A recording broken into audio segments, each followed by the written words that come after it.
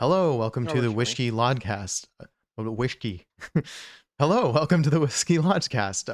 I'm your host, DemiTastes, and I'm joined today by Phill, Duckphill Platypus. And today we are going to talk about an interesting topic in media. We've been doing a little bit of sort of educational topics for a while, but we figured, or at least I support the idea that we're going to talk about something that not a whole lot of people are talking about in any depth. It should be a fun day. I posted some pictures on Instagram of the shelf behind me, which is far enough away that you can't really see it on stream, where I turned all my bottles around today. The idea being that none of those are product placement and you shouldn't be able to identify them. And I can see that Phill has done the same, and I appreciate the commitment to the Oh dear. topic. Oh dear, what's going on? Are we did Oh, we my lose sync internet is already? being my internet. Ah, of course, of course, of course. I think probably. Yeah. You you want to Sorry. you want to rejoin the call because you're pretty badly behind now. Yikes. Yep, I can do that. It wouldn't be a Lodgecast if we didn't have technical difficulties.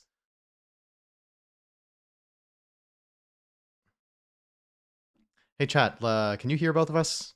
This is a very important thing to know.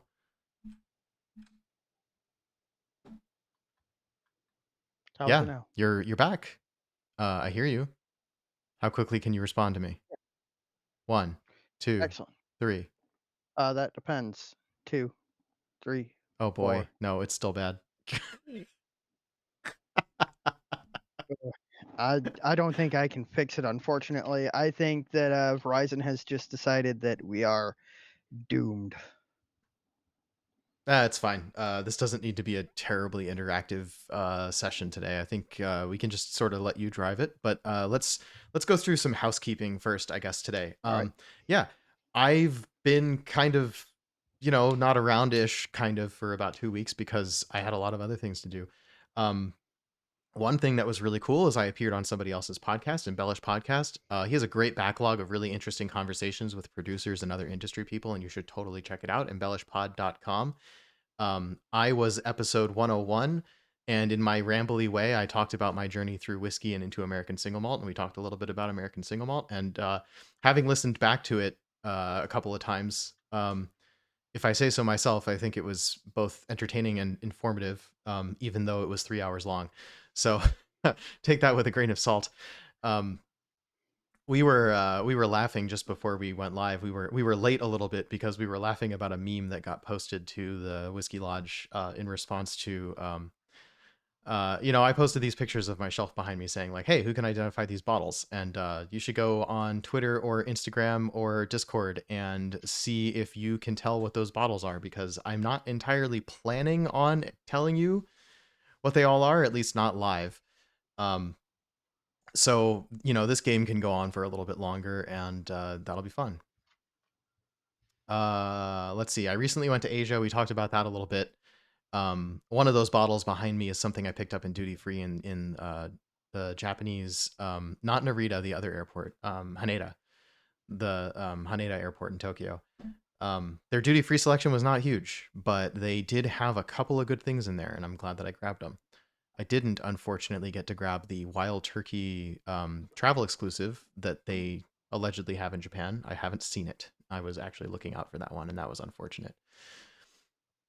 Also, I just came back from a weekend of distillery visits down in Portland. I visited Clear Creek Distillery, where I am setting into motion the process of doing a barrel pick of McCarthy's. I can't give any more details than that at the moment, but I am interested to know how much of my audience is interested. The count of bottles committed to that, who knows how many barrels are going to come out of the barrel. I'll get that information later. But it's safe to say it's probably going to be around 200 to 300 bottles. And as far as I know, about 100 of them are accounted for, which we're doing real well already, as it turns out. I do have some people who want to, you know, basically the people that I want to sort of co-brand this barrel pick with want to taste it first. Obviously, that's a reasonable thing. So that'll both delay but also add to the demand, I think, and that's a good thing all around. And the other distillery I visited was westward, of course, and this is actually my second time, but this time I got to interview the education manager, um, whose name I won't say because he asked actually not to be identified, and he joined our Discord under a thinly veiled pseudonym. So I actually won't name him at the moment, but I'm not sure how long we're going to keep up that charade because that the audio of that conversation is actually fairly good. Conversationally was fairly good. The audio is absolute crap, which is why I haven't released it immediately as a podcast. I think what I'm going to have to do is clean up that audio and pick a few interesting clips to share rather than sharing it wholesale. And then once I've done that, we may actually have a sort of reaction and discussion podcast here where we go through those clips and turn that into a releasable podcast format. Um, yes, there is a podcast coming. I hear your questions. It's really something that I want to commit to, and the fact that so far we've just been producing content in a free form format on Twitch, seeing what sticks and what we can turn into a podcast. I think we have a few things that are worth turning into audio only, not necessarily live presentation stuff.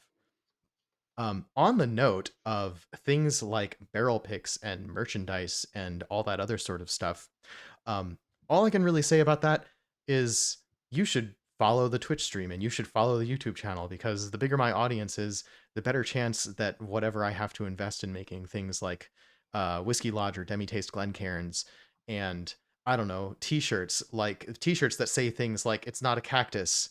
Um, People who've been longtime followers of the stream will know what that's about. The more of an audience that we have for being able to sell those items, the more confident I'll be in spending whatever money and putting in whatever effort it takes to actually set those things up. So the best thing you can do for this, if you're interested in those things, is get other people watching and following and yada yada yada. Go to demitaste.com, follow all the links. Now that was a bunch of probably more housekeeping than we've ever done in a single podcast before. And we're well into the stream now, and it's time to stop doing that. So, Phill, let's get right on into Greeking labels. All right. So I put together a slideshow. Um, Unfortunately, I am a little bit behind both in terms of the Discord call and probably also the Twitch stream. So let me know when you have the uh, the slideshow up, and I will start.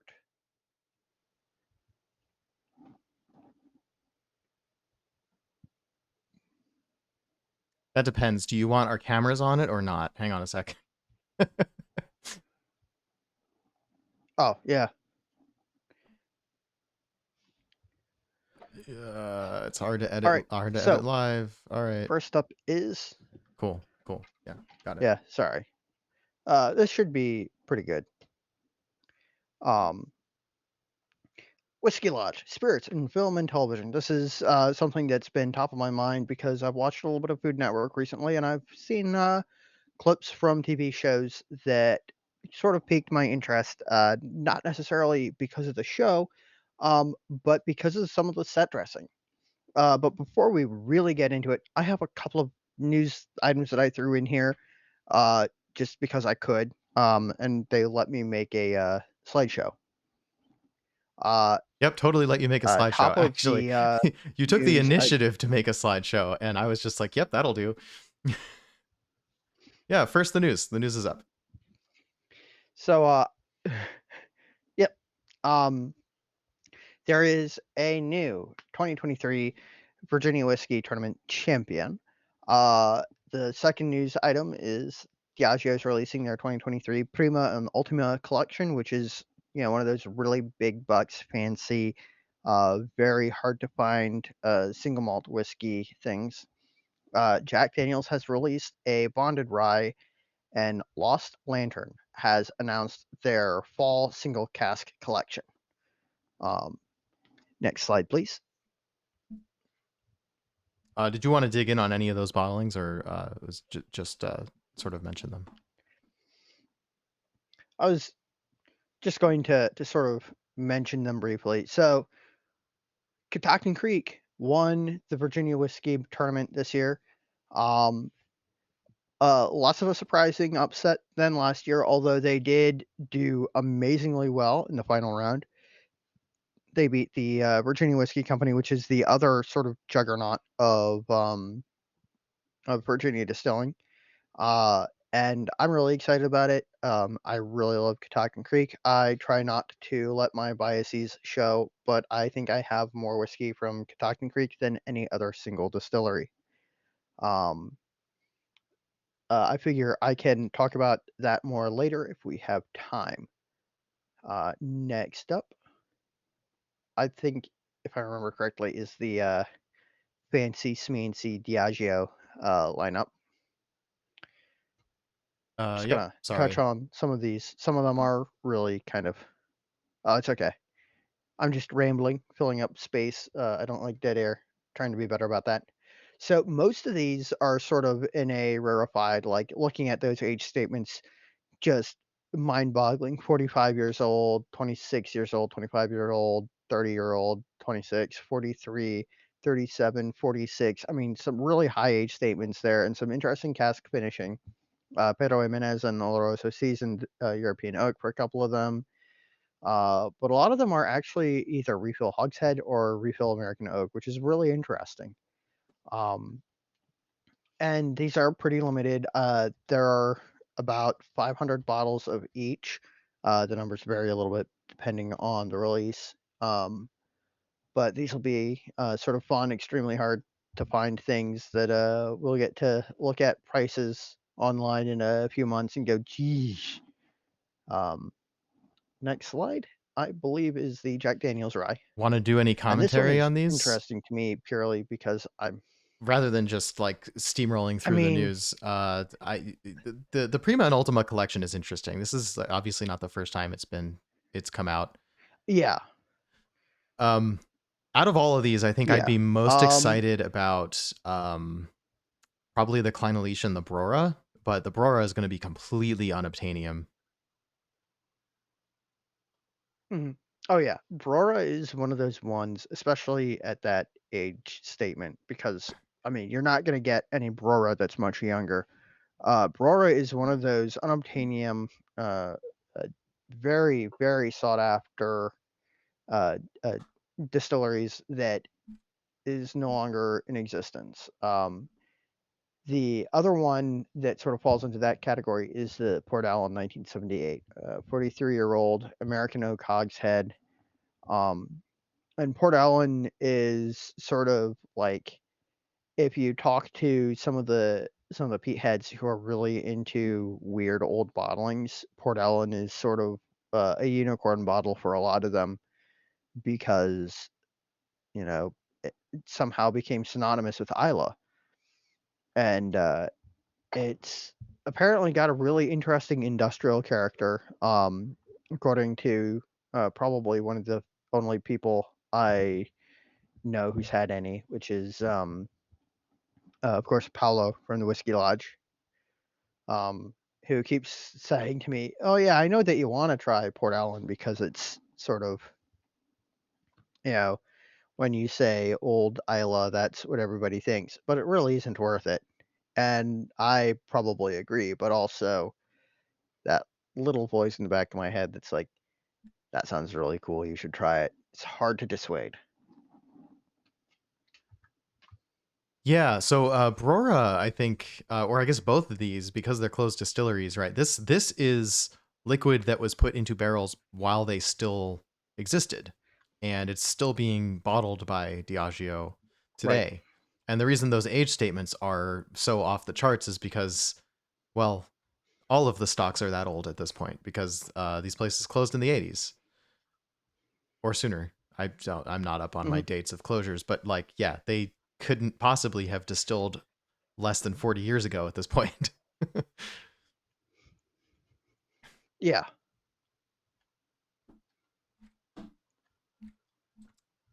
Cool. Let's move on. Alright.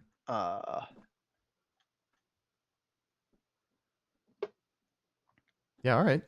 Bonded rye. And the Jack Daniel's rye is interesting to me because, like, I'm a fan of rye. And this is sort of interesting twofold because it's a bonded rye, which I've got the part of the legal definition of bonded rye there, which is a minimum of 4 years. So it's a single producer, single distilling season, aged a minimum of 4 years in a federally bonded warehouse, bottled at 50% alcohol by volume. So Jack Daniel's rye is 70% rye, 18% corn, and 12% malted barley, which puts it squarely into the higher rye content segment than a lot of the ryes that are available that aren't MGP 95.5 or 100% rye. Um, but it's also kind of unfortunately subjected to the Lincoln County process between distillation and aging. And that gets rid of a lot of the oils and sort of fatty elements that carry through that give it that good rye spice and character. And so then most of the flavor that you're getting is a barrel extraction. And as cool as that can be, you know, if you're getting mostly barrel extraction, you're getting a lot of the same flavors over and over again. Yeah, I agree with that, and that is sort of my general take on Jack Daniel's. But I will say the fact that they've got a bonded rye and they've got the bonded triple mash, and there's probably will be a bonded Tennessee whiskey, which is bourbonish, right? Bourbon by another name. Um, I've got a bottle of the bonded Jack Daniels, the standard old number 7 recipe bonded, and it's okay. It did not, in my personal opinion, deserve the 97-point rating that it was given by Whiskey Advocate, but supposedly that was in a blind tasting. Yep. So Those ratings are always I don't know. inflated anyway, right? Like no matter what it was. It's the wine scale problem, right? Like Oh a yeah, half yeah, decent thing gets a 92, 93 points. yeah. That's sort of how Whiskey Advocate scores things. Actually, I during my conversation with the education manager at Westward, he actually he had gone and read some of my reviews in advance of our interview, and he complimented my rating scale, which of course I had to give credit to um, Jay West, who originated that scale, the 10-point scale of starting with 5 out of 10 is a good average, and then very good, great, and so on up from there, so that things don't saturate in that 90% plus range when you're talking about scores on things. Because how do you Hmm. interpret it? How do you interpret a score, right? Like you get an A if you made something that qualifies as the category, wine, bourbon, whatever, and then you're quibbling over a few extra points. Like, why don't we just get rid of all that other stuff? And like now we're really, we're talking about use your whole scale. Um, yeah. Hmm. Um, And right. I don't even give point Well, values anymore. yeah, I've debated that myself. Sometimes it feels like a goofy exercise to give ratings to things, because obvious reasons, right? Like I can say like this is good at this Yeah, price yeah, if you like XYZ. And maybe a lot more people are sort of headed in that direction because we intend a number to be reductive in some sense, but it's become reductive in maybe the wrong sense, I think is yeah, what's happened. Oh, yeah. the Discord layout has gone funny. That would be because of me. Do you have a lens cap on Hey, all you your? can see is my face. I'm honestly figuring that out. I think I might actually. I do. Yes. Hello there. Oh, It's cool. me. Okay, I had yeah. a lens cap on. Yeah. Ah, Let's get that layout fixed so we all are here. Oh, I'm gonna have to edit people's faces and stuff again. Hello there. I'm back. And you're on It's stream me. now. oh no. I'm Welcome. on stream now. Hello, Ian. Hello. There's And Gur. we actually have all three of us on video at the same time, even if I've got a delay. You know what I figured out So, earlier today? I'm not sure if you saw. I figured out there's an easier way to crop our video feeds. what? Like after all this time, I finally figured out there's an easier way, and I'm really mad about it that I didn't I didn't know earlier. Oh man. Okay. Hey, welcome. We are just going through the news. We have not gotten into Greeking yet. Oh, fuck yeah. And by the way, don't tell me what you're drinking, right? I'm Describe not it. going to tell you what I'm drinking. Describe it in vague terms, if you will. By the way, air conditioning completely gone where I am right now. So you're going to see me drinking with a massive cube of Oh ice in boy. my drinks right now because all of the liquor that I own is currently sitting at right around 85 degrees Fahrenheit. So we'll figure Oof. that out tomorrow.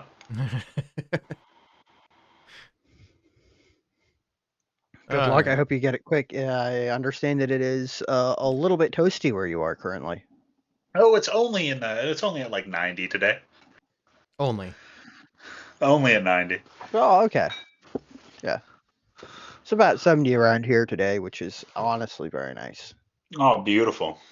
Oh, we've gotten distracted. Absolutely. While we're off Shall topic, we go ahead Ooh, and actually. yes. I'm going to call out a whiskey that was mentioned by the Pawn in chat. Uh, there is a new release from Redbreast, which is the Pawn is a big fan of Irish whiskey, and I can't say I'm not, but I don't own that many of them.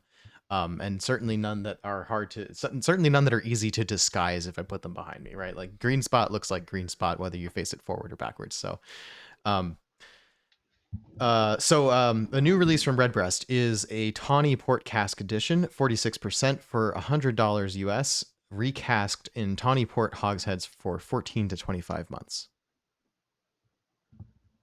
And to be quite honest, I'm actually excited to try that. Oh, that sounds pretty good. I hope that I do get to try that. Yeah. I think tawny port is going to be a good look for Redbreast. I will be honest. I'll be honest. I did recently pick up more Irish whiskey than I originally intended to. So I have 1, 2, 3, 4, 5, 6, 7, 8, 9, 10, 11, 12, 13, 14, 15, 16, 17 bottles of Irish whiskey currently, which is a lot of Irish whiskey for me. I don't typically have that much. I think I have 6, maybe 7. That's about where I was sitting for a long time. I think I want to say I have 10 or so right now. And I just want to point out the absurdity of the fact that like we're saying these numbers like they're small because we are the kind of people who have absurdly sized collections, and our listeners absolutely don't need to follow that example. Yes. In fact, I recommend against having that much whiskey. At one If you time. find yourself with an overabundance of whiskey, let us know. Reach out. We can help you thin your collection. We can take some of the We're pressure here off of for your you. shelves. Yeah, that's right. Those shelves, you can't let those Yes. shelves sag. Or more specifically No. for your whiskey. Can't let it go to waste. All right, let's move on to the next item of news, and then I'm excited for this one here. I'm very excited for this Yes. stuff. So, okay, remind me, did Adam say that he was Lost gonna? Lantern Fall Single Casket Collection. Yeah. So, sorry to finish that thought. Adam, so we've been talking to I Adam just about asked- being on the podcast and basically coordinating with them for a media press release and samples and all that in advance of the conversation, because we've always got Lost Lantern bottles coming in and out of this house, but we want to make sure that all three of us and our guest can have the same conversation essentially. So that's a matter of logistics. So was it fall or winter that he said he was going to do? Like winter, right? I believe it was winter. Yes. This has a release date that I believe is the 29th. Because it's that Friday. I have to look at the email again. Now I feel dumb because I had it written down. But it's really kind of an interesting mix. Some of their brand favorites or favorites as a brand.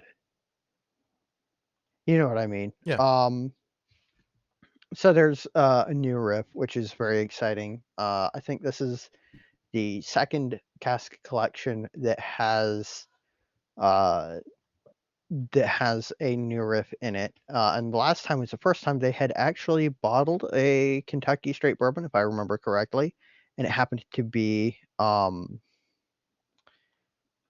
new riff, or maybe it was the first time they bottled a new riff in the last It might have been the collection. first time they bottled I'll a have to new get riff. The Adam to last correct collection was me. all Kentucky bourbon, I think. No, it wasn't Kentucky, my bad. It was all bourbon. What am I talking about? Far No, flung bourbon, it in was fact. all bourbon. Yeah. Yes. Wednesday, September 27th, one day before my birthday. Exciting. Ooh. Nice. You sure I'll you have want to to remember reveal that that. information on I've gotten stream? distracted again. Oh yeah. That's all right. Yeah, so Nobody it will goes get without what year People I on was the internet born. can't do math. +1. It goes without saying that we are fans of Lost Lantern here.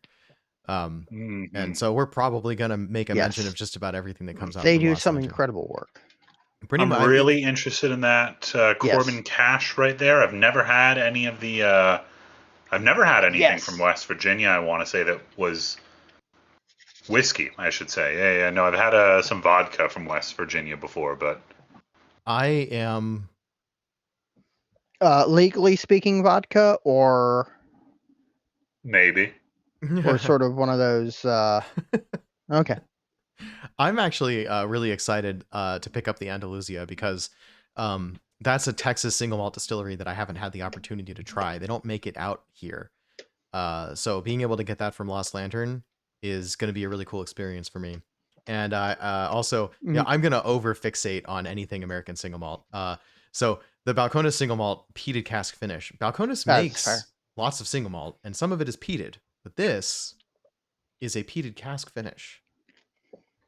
So do we have any information on what those casks might be, or? I haven't done any research on this, so Phil? Fair enough. I haven't either. I haven't either.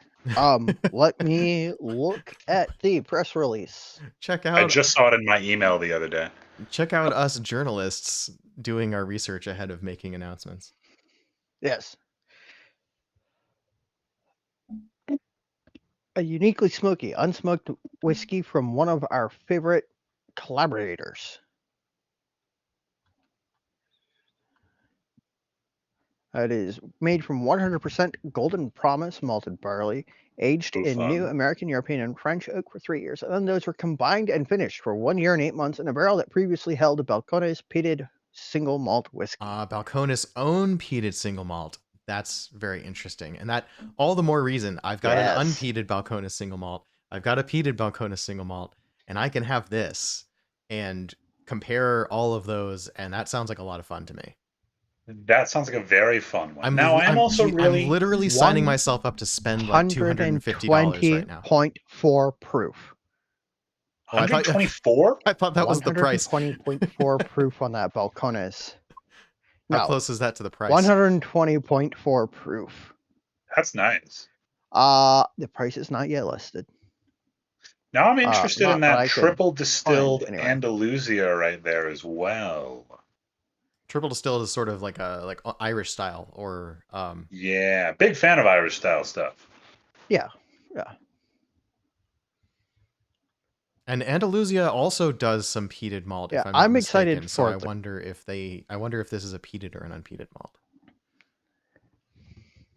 Anyway, this is an exciting collection. I need to invest in I need to invest in a bottle of the Corbin Cash straight rye. It's 7 years old, 100% Merced rye.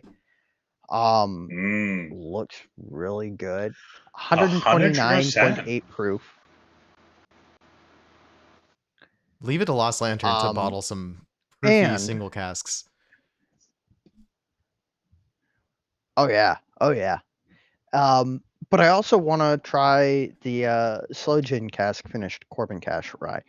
I don't know if they've got any left. I need to get off my rear and get some.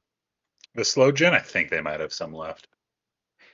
Oh, That is actually Spirit Works California Rye in slow gin finish, not Corbin Cash. Oh, my There was bad. a You're Corbin right. Cash in a previous collection that they released, though.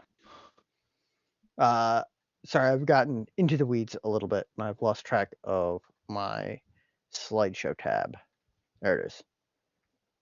Yeah, so up Any next other is our news that we want to main. cover? No. Oh, so by the way, Ian, if you can't tell, Phill is a little behind the audio today. Ooh, I So see. I see. we're I see. tolerating a little dead air so that we don't have continuous interruptions of each other. And Leah, let's just make it clear. Phill, if you hear me talking when you're talking, just keep talking. I'll finish up whatever I wanted to say later. yeah, Phill gets to All right. win all interruptions because we have no way of real timing it. So yeah, I don't think there was any other major news. I think we should just get on into the topic today. Not right now, yeah. All right.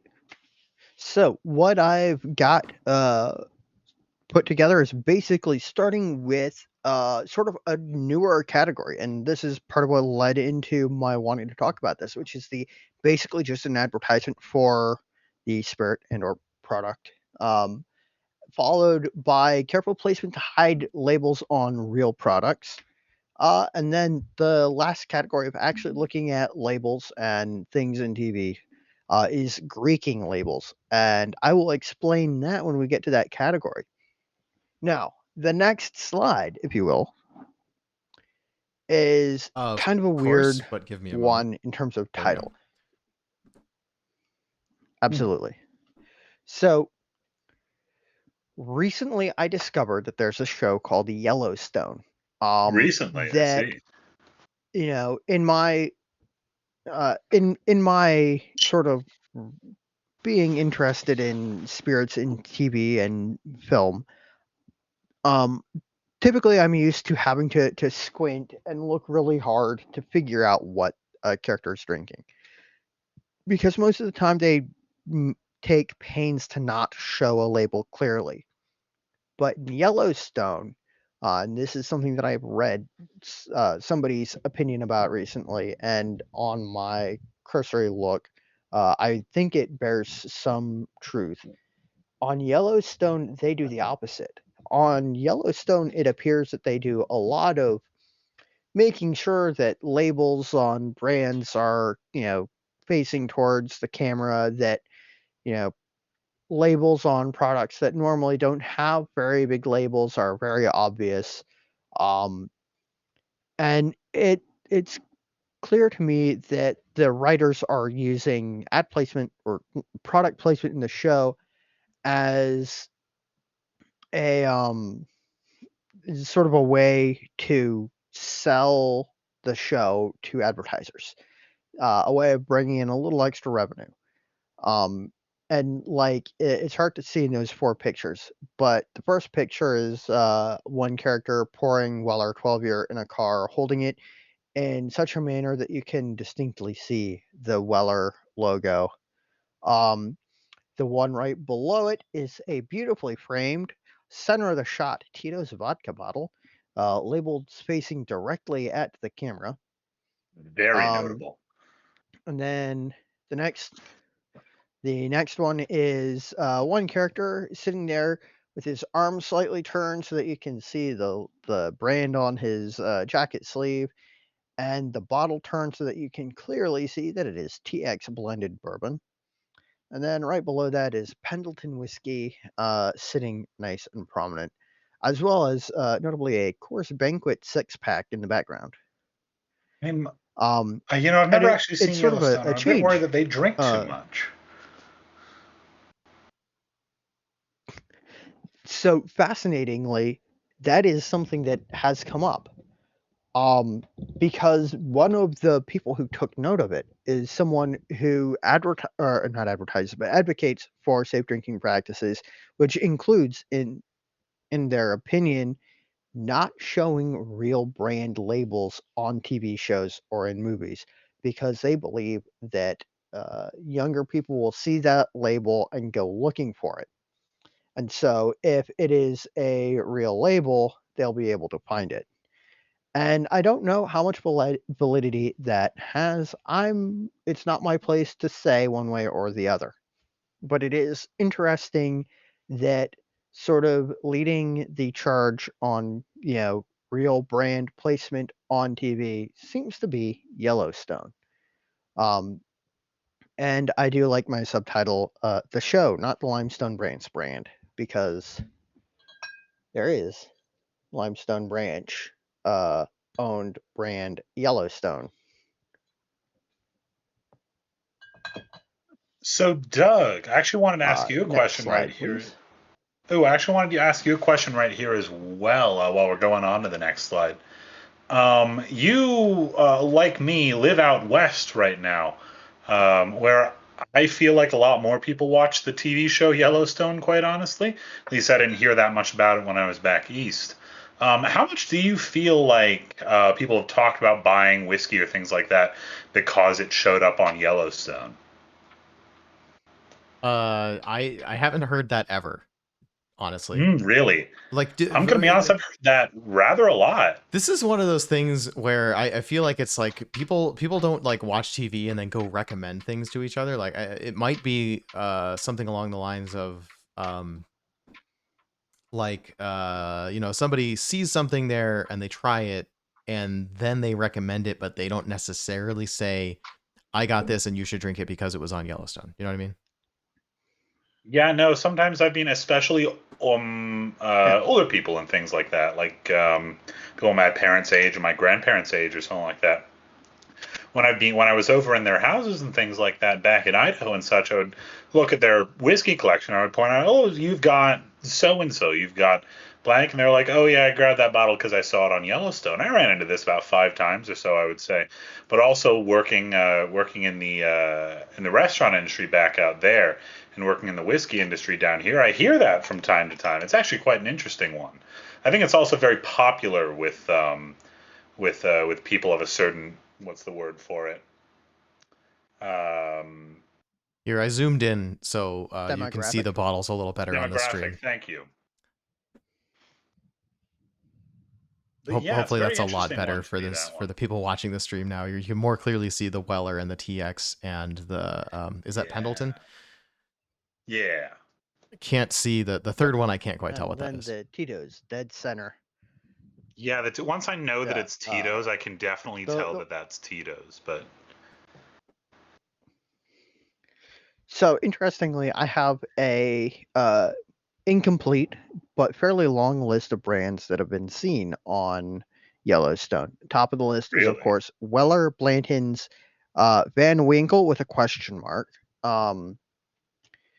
uh, Bullet, Crown Royal, Pendleton, TX Blended, Tito's. I think that's already on. Yeah, that's on my list twice. Coors, Miller, and Molson, which is the Canadian beer brand that is associated with Coors. oh, I can't say I've actually had any of that stuff before. And it's basic lager. And the next slide, if you will.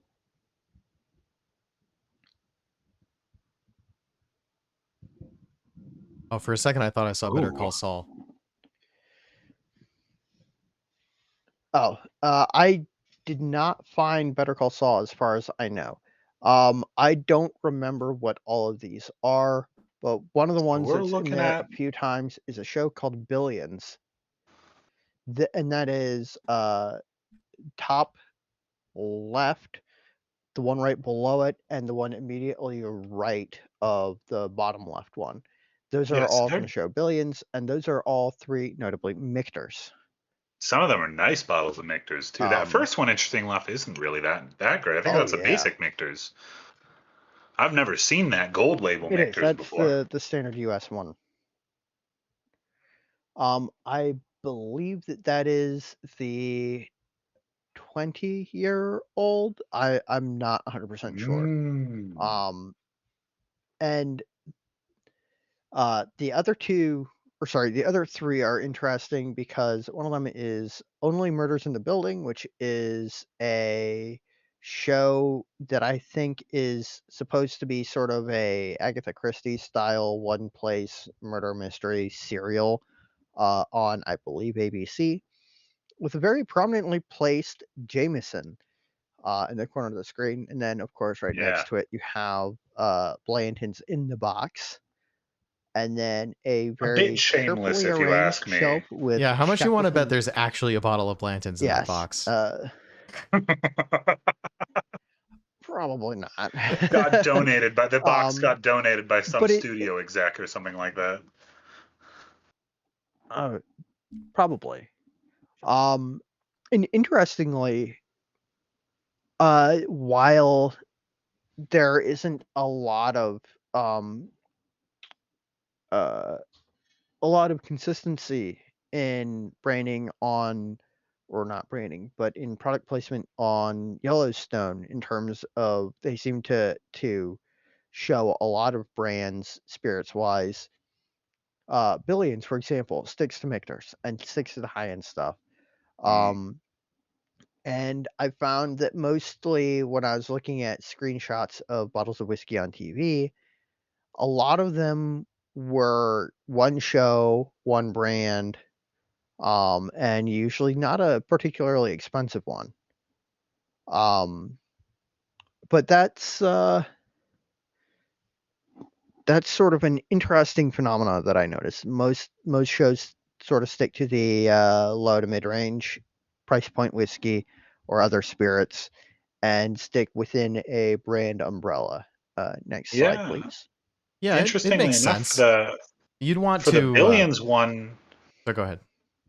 no, for the Billions one, Michter's is at any given time, from what I'm seeing, the only spirit that is labeled on screen. Even in the bottom left one, those two bottles on the right, on the left and right, were Bordeaux, I think, and the back one was just in was probably apple juice in an unlabeled decanter.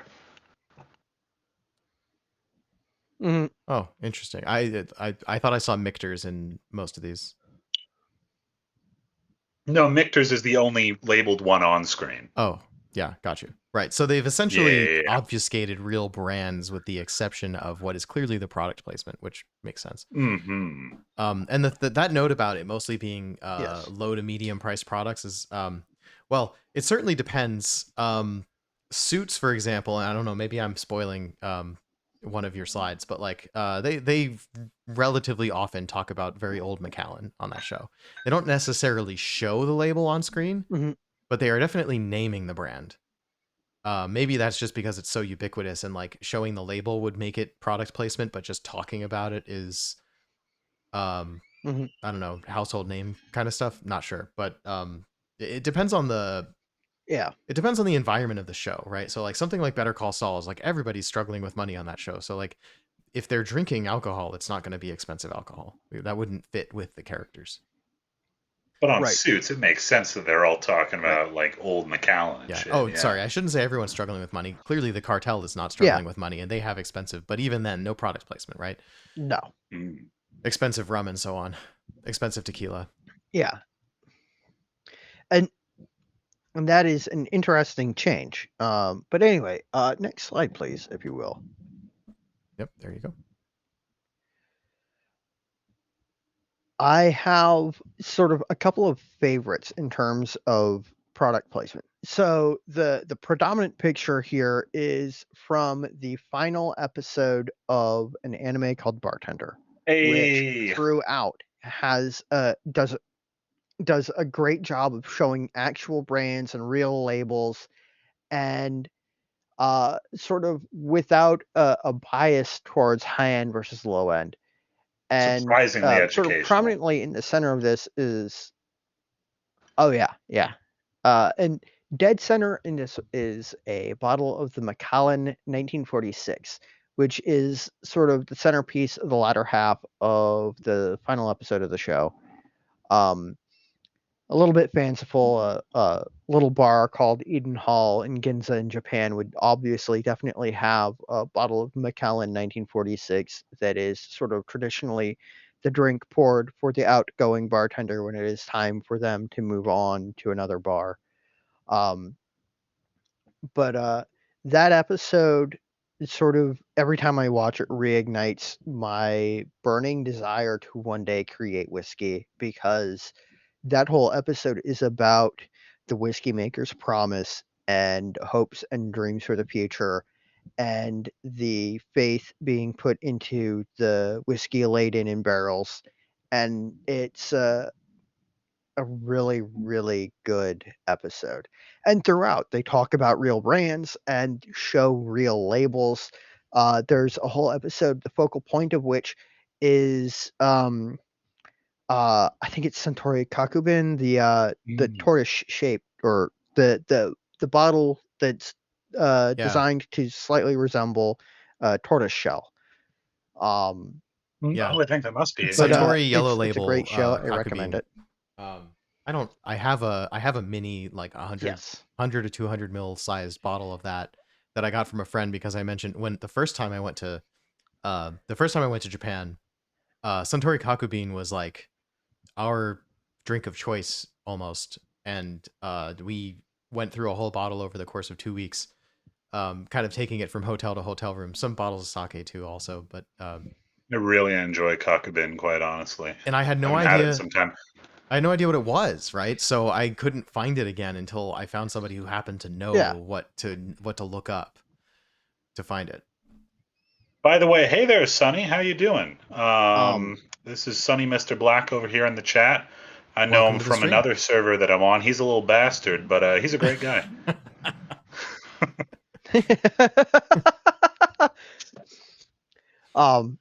So one of the things that I think is kind of interesting, Bartender takes place in 2006. I think it was made a little bit after that, but that is the old style Jim Beam Black label in that picture, which is kind of an interesting throwback.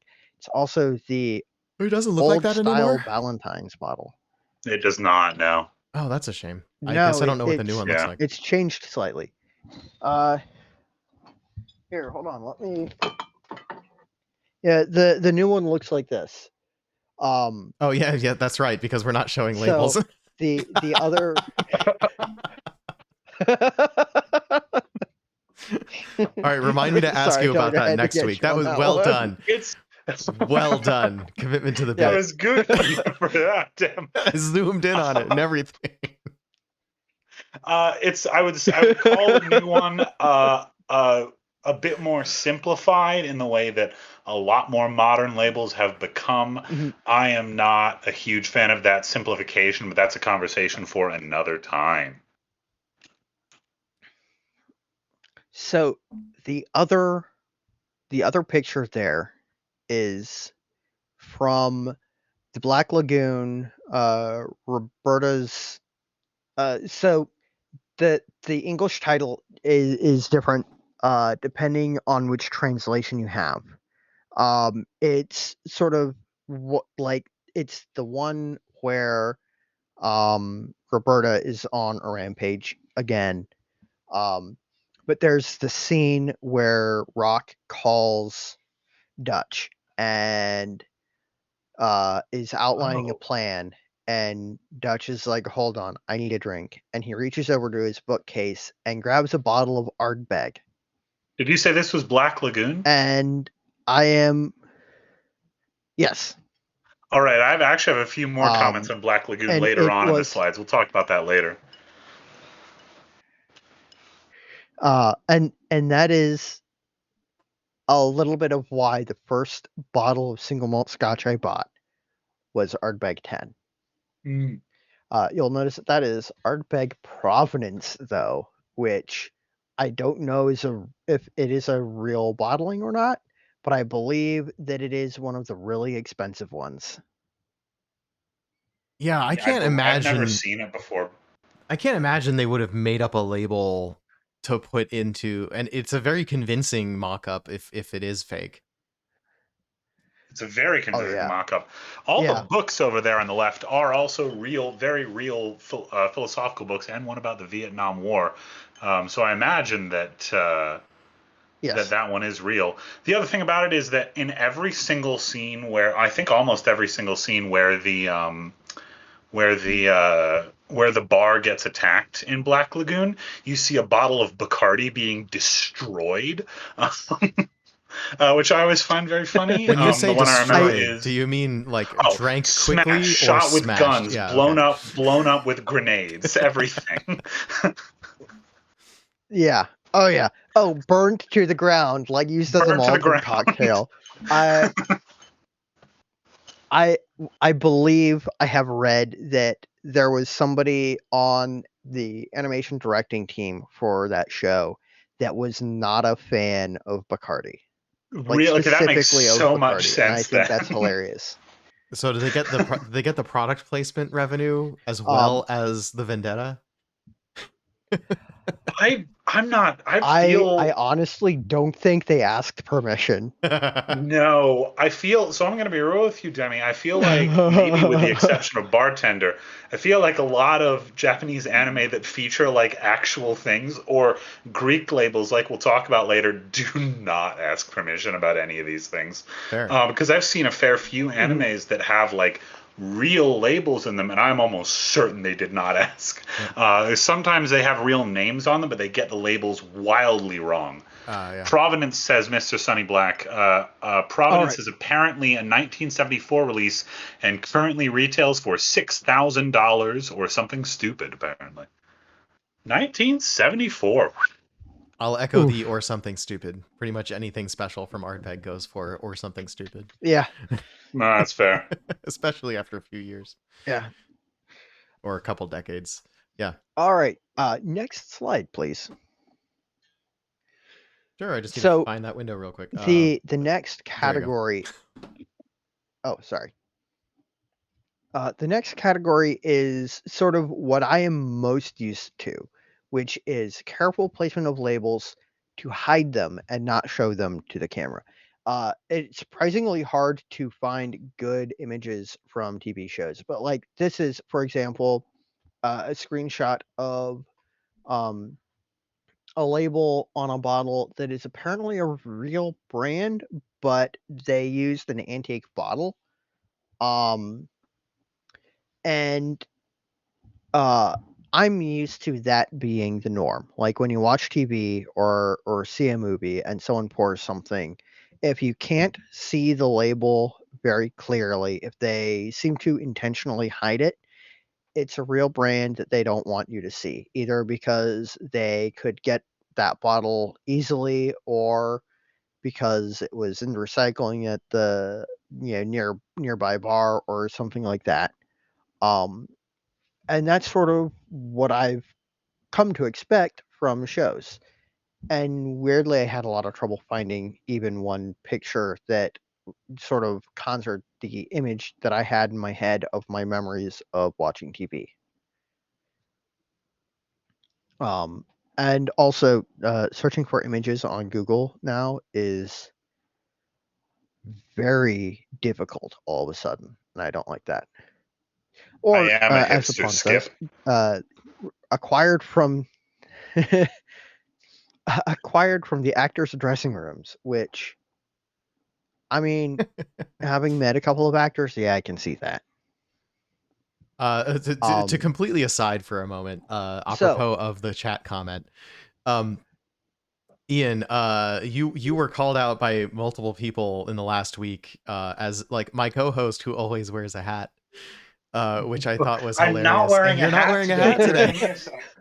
Yeah, I can fix that if you want. I can fix that very quickly.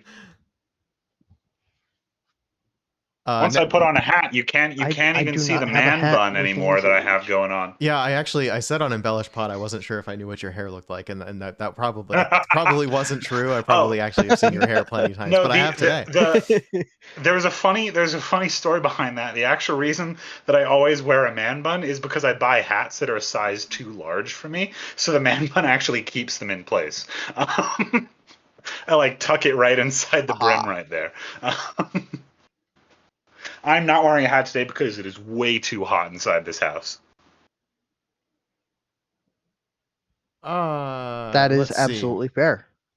As long as we are, I'm gonna try to.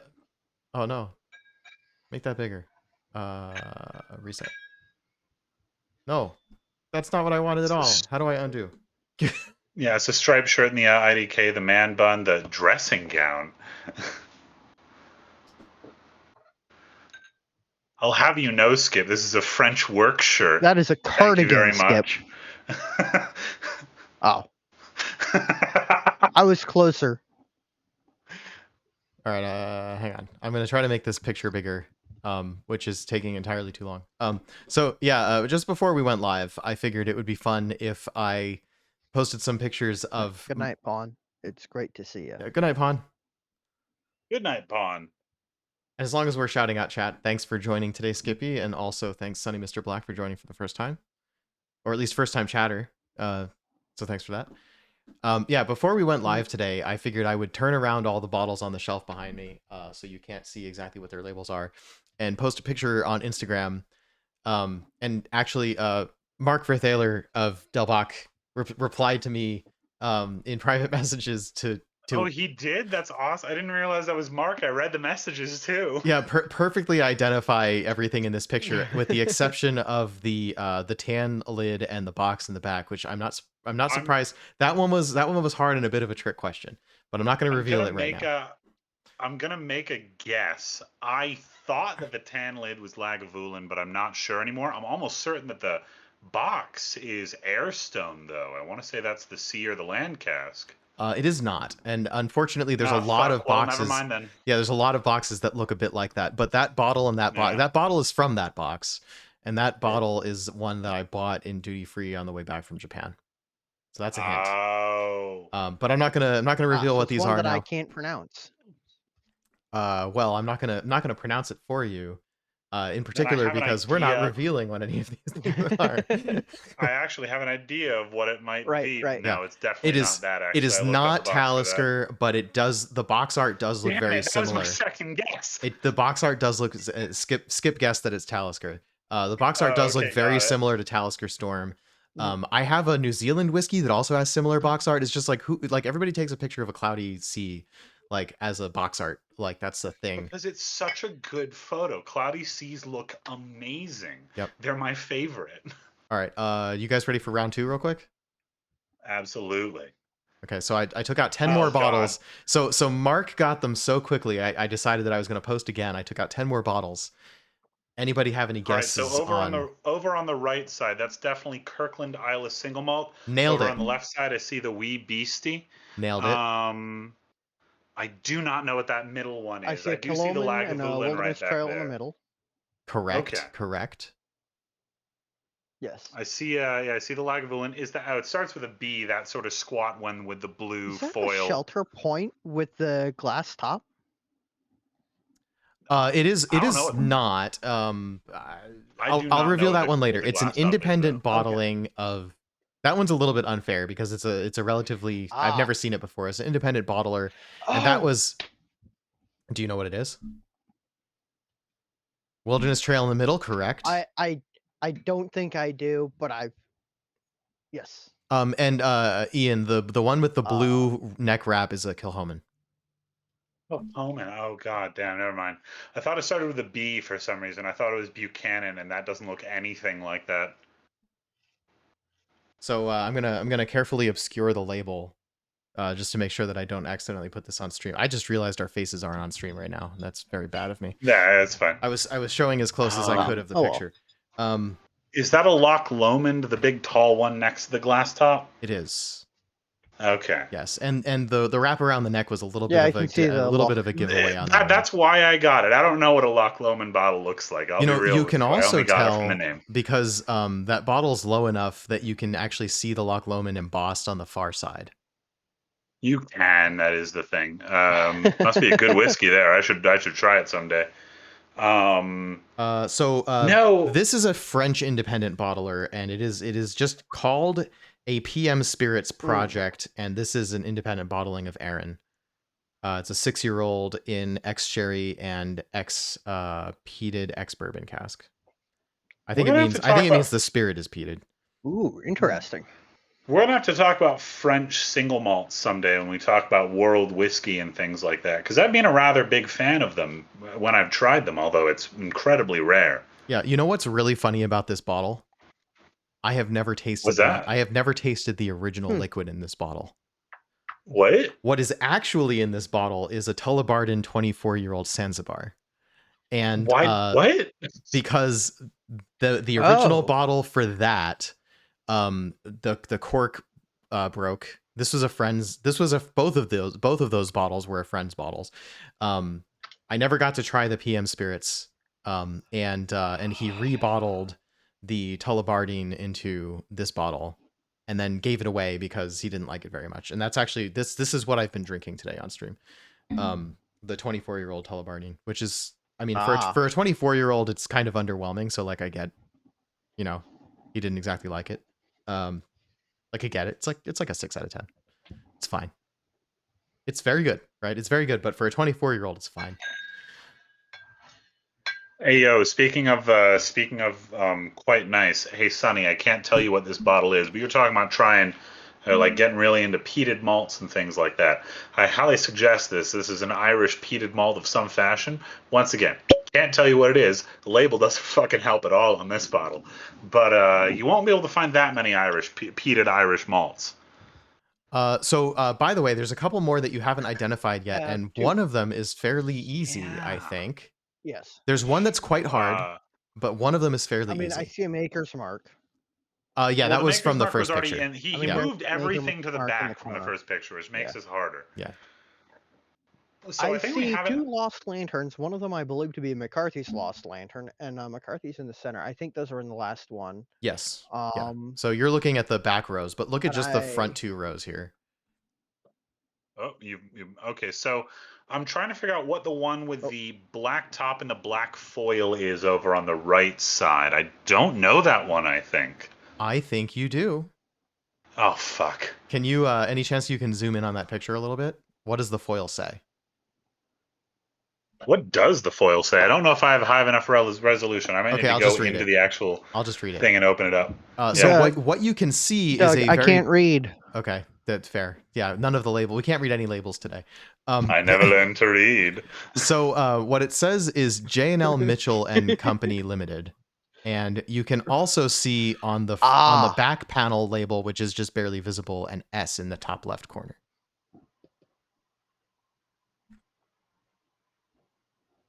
That might be J&A, sorry. Doug, I might be stupid. It's a Springbank 10. Oh, it is? That has a black label on the back? Sorry, I accidentally showed the label. But yeah, here's the back label of this guy anyway. I've never picked up a Springbank 10. I don't know what the back label looks like. I suppose that's fair. I always assumed it had a white label on the back. I don't know why. Anyway, I've broken the rule of revealing what a label was. The one next to it, that's the hard one. I'm tickled that you nailed the Kirkland Isla so quickly. Because I love the Kirkland Isla, because I drink that every time it comes out. Yep, and you know what? I've actually been debating between whether I want Wee Beastie or Kirkland Isla, but I think I like the Kirkland Isla better than Wee Beasties personally. I like the Wee Beastie a lot. Let's be clear.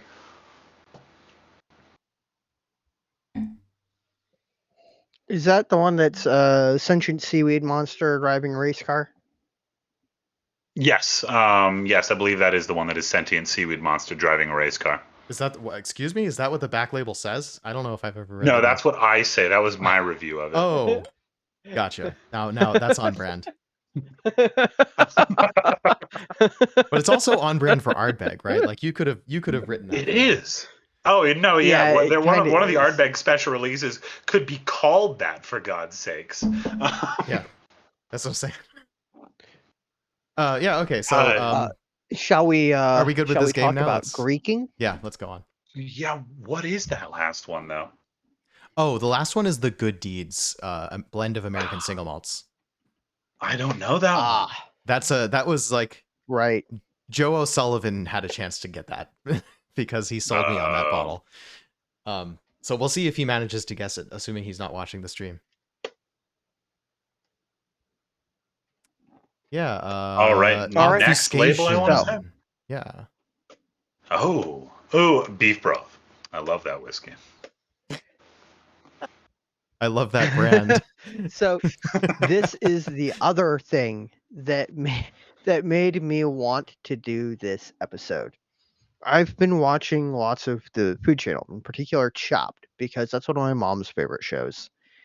And there was a whole Beast and Bourbon or Bourbon and Beast episode where they took whiskey and paired it with wild game, and they tried to hide the labels. And again, Google being a terrible search engine, I had a heck of a time finding even this one screenshot, which shows what I believe to be Four Roses small batch with a hastily applied cover. However, in the episode, I know for sure their wheated bourbon was larceny, just down to the bottle shape. And they had a much more discreet, I think, aspect bottle that I'm moderately sure was Balcones, but I can't be sure.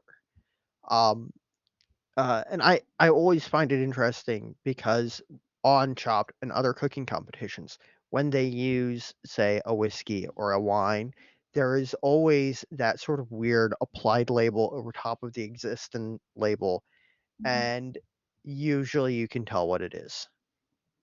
Yeah, usually by the bottle shape. Most people are getting the guesses of the whiskeys right on bottle shape alone, because as many aspect bottles as there are quite a lot of distinctive bottle shapes, even if they're subtle variations on the stuff you've seen before.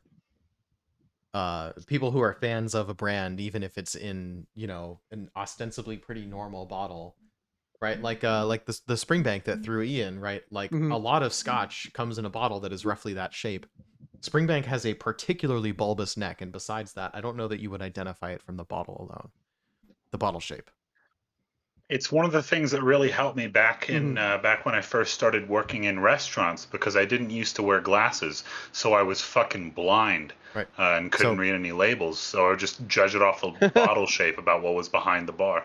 So, for example, this label that I'm not going to show you what it is, also has essentially the same bottle shape, and the label's a different color, but right, it's still got that bulbous neck. By the way, this is what I'm drinking now. Just poured a new glass of something. Nice. What category is I poured myself a glass of something American single malt. Nice. That wouldn't happen to be a something from somewhere you work. I poured myself. Who knows? Who knows, Doug? Someday I shall know. I poured myself a glass of something American and rye. I can't show you the label, obviously, per regulations, but it is finished in a hickory syrup barrel. Oh, nice. So we know from past exchanges what that is. Hickory syrup. There's only one place that could come from. I don't know of anywhere else that makes hickory syrup. Honestly, are there any other states around there that make hickory syrup? I don't know. I kind of want to go grab my I believe Four it is Roses popular Limited in Tennessee, of all places. To double check that label. That would make some sense. Like, it's, Tennessee close enough, sure. Yeah. I love the weird vagaries. But anyway, content. I find it interesting how often I'll be watching a cooking show and they'll grab something, a spirit to cook with, and it'll have something over it that is meant to disguise it, and it just fails. Skip, I was making a joke about the old school regulations about showing alcoholic beverages on TV that no longer apply. I was just making a joke. I actually don't know where my Four Roses small batch is at the moment. Can't find it. Damn. I don't have any. I should get some. I love the Four Roses single barrels. I should grab another one. I just finished mine recently. Oh yeah. I have a bottle of that somewhere. Sorry, I missed the question from Skip. What was the thing about labels? It's somewhere. Skip said, "What are the regulations on labels?" I made a joke. Oh, okay.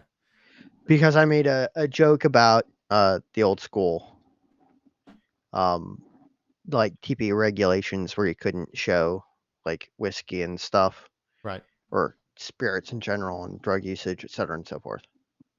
Next up, Well, that's because you're a drinking. child, Skip.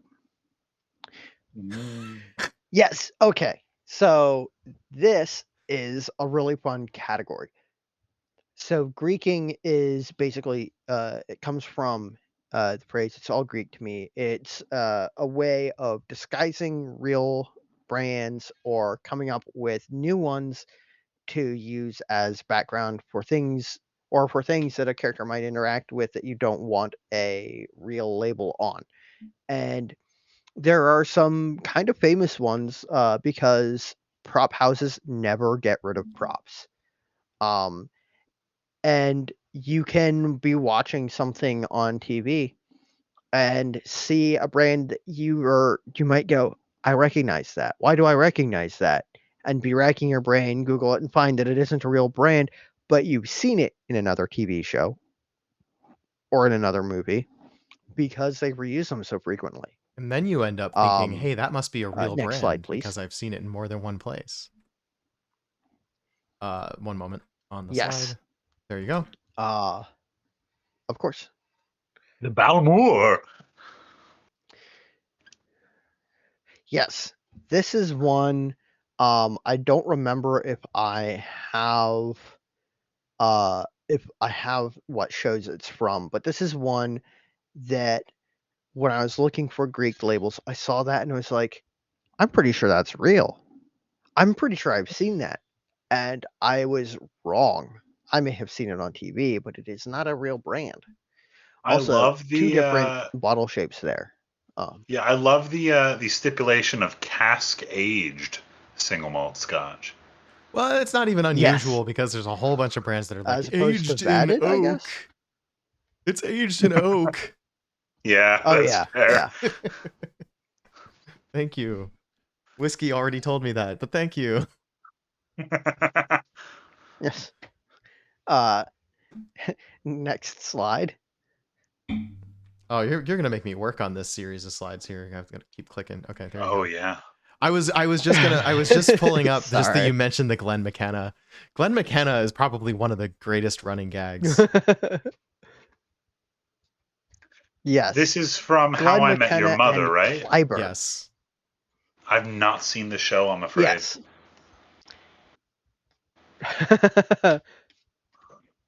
So Clyburn is interesting NPH is a national because that's treasure. one that I saw on this list. Yes. Clyburn is interesting because I was aware of the Glenn McKenna, and I scrolled across Clyburn in the list and went, but I've seen that somewhere. I was thinking of Spayburn, but also the picture that they had for Clyburn is from How I Met Your Mother. Apparently something called Stafford Twinwood was also featured in How I Met Your Mother, as well as Monk and Brooklyn Nine-Nine. Yep. Stafford Twinwood. That sounds real. Every time you say these things, I'm convinced they're real. Yes. That's the They're beauty. very good at naming these. I think you could. I really want to design some shirts with some of these labels on them. Like, in particular, the Stafford. I believe that's the next slide. I could be wrong. Windows. I look at them and I go, you could absolutely make a polo shirt, have the Stafford. Oh, McCleary is the nice one, which is from a That's Tarantino a great movie, label. I love that label. It's a great name too, isn't it, Ian? Yeah, that is. Yeah. I'm not gonna say anything about that. So I looked at it and I went, that is 100% a. Oh, I found this in my grandfather's attic. He probably got it in like the 80s label for a blended scotch that he picked up somewhere. I have met at least 15 people with the last name of McCleary in my life. I'm genuinely trying to read that crazy cursive underneath scotch. It's something in Sons Limited, like Renson and Sons Limited or something like that. Cannot figure it out. It's I don't think you're John. I think supposed it's to. John McPherson and Sons. Oh, you might be right. Which Ah, doesn't make any sense why it would be named McCleary, but sure. Nice. all Next, right. Next the one. Stafford. There you go. Yep. Oh, that's so supposed to be. That's Yeah, a but, ripoff like- of Balvenie. 100%. So, oh my God, they the only thing. Yes. But that's clearly like Yes. like a Johnny Walker bottle, isn't it? Yeah, it's like a blend of the label of the Balvenie and the bottle shape of something else. That's great. I love that. Yeah. Nice. I am positive that you could put the Staffold Twinwood like just there up on like corner of a polo shirt and walk around somewhere with a clipboard and be like, "Hi, I'm a representative of the Staffold Distillery. We're doing a public, perception test." And you would get people who would go, "Oh yeah, I've tried the Staffold. Yeah, it's a great single malt." You're signing me up for like actual Because YouTube that video would be content, aren't you? That's such good content. That yeah. would be great. No, That would be a wonderful prank. it would Just like show up in a liquor store or like outside of a liquor store and impersonate a rep for a brand that doesn't exist. Yeah. Pop into like a big bar or something like that. Impersonate a rap. Go for it. I'm pretty sure that's not illegal because you're not impersonating anyone. You're impersonating a hypothetical person. You're just acting. no. I guess maybe not. And my personal favorite part of this hypothetical is you would 100% just walking around a public space with a clipboard, a polo shirt with the Stafford logo on it. You would 100% get people who'd go, "Oh yeah, I love the Stafford. My favorite single malt or my favorite Scotch whiskey." And it would be like 100% just connecting the dots, looking at that and going, "I've seen that somewhere." Yeah, our brains make up next slide, reality please, from because I our think this is memories and another good stuff. one. McFarland's. Oh yeah. Okay. Oh yeah. It does look Wait. like legit like a bottling from the 90s. So this one, No, because that's one letter off from an extant whiskey brand too. Is it? What? it is. McFarland's, yeah, with an E instead of a D. Huh. Well, I okay. think. That's barely different then. Oh, McFarlane. Yeah, that might be a dangerous game to play. But my favorite thing about this is the first picture that I saw of this was the screen cap from, I believe it's a movie, with him holding it, and I couldn't quite make out the label, and I was like, that kind of maybe a little bit looks like an old Fiddick label. Is that just a Fiddick bottle? But it isn't. Oh, okay. It kind of looks like a Lagavulin, I suppose. Yeah, bottle shape wise, but the color's different. Yeah, I guess you're right. Oh, yeah. Not quite as dark. Yeah. And Ardbeg is the one with the green glass anyway. But I really love how, like, looking at that, I was like, my brain was trying to connect the dots on the screen cap from the show of, okay, what is that? Because it looks familiar. And then looking at the McFarland single malt Scotch 21-year-old label on like the bottle in good lighting, I'm like, yeah, I can see where that like looks good, but it's also kind of fake looking, But it does look like something that could have been bottled please. from like independent or like a Oh yeah. like a blender. Oh yeah. This could be a blended Scotch brand that was bottled in like the 90s. Mm-hmm. Like I totally believe that. Yeah. I have a bottle that I was not, you might have been able to convince me it was a fake before I did a little bit of research. And I'll have to show that sometime when we're showing labels. But that brings us to sort of the neat wrap up that I had, which is sort of the impact of labels in media. Like, for example, I bought a bottle of Ardbeg. People clearly buy whiskey based on it being in Yellowstone. So, what sort of impact, or what show had a bottle of whiskey that made you want to look for it and search out the brand to try to buy? We mentioned it earlier, but Other than Glendule. I am not ashamed to admit that Nick Offerman sold me whiskey. That's fair. Now and Nick Offerman's apparently, I haven't had any of them yet, but apparently Nick Offerman's stuff with Lagavulin is pretty solid. But no, solid. yeah. I watch a lot of anime. Turn that label around, Phil. And that turn that label around. Can't show his face. It'll take a second.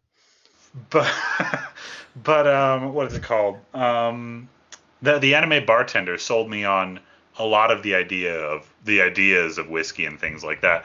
But as well, I'm almost convinced that every single bar in anime has a bottle of 3 things inside of there.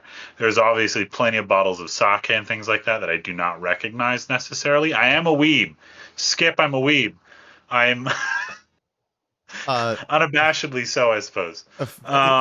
Ian, you didn't tell me. We have a role for that in the Whiskey Lodge. Do we? I didn't know that, actually. We do. It's a mod assign only, because there was someone who was really active in the server for a while before, I guess they quit Discord, deleted their account. I don't even remember the guy's name.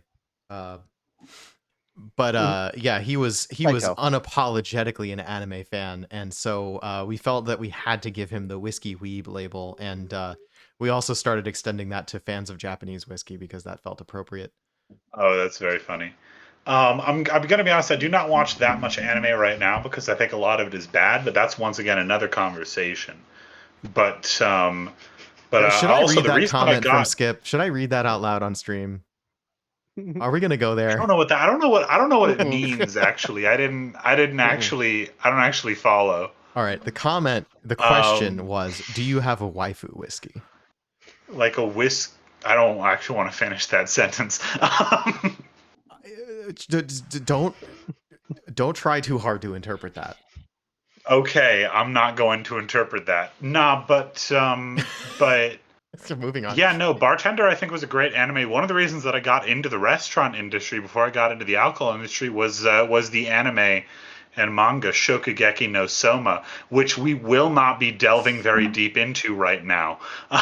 It's fair to say I'm a fan, and I know exactly why we shouldn't talk about it. Okay, glad we're on the same page here. On the advice of counsel, I bleed the fifth. Oh, a whiskey with a waifu on the label. Oh, there was. I do not have one of those. I've seen them, but I've never had one.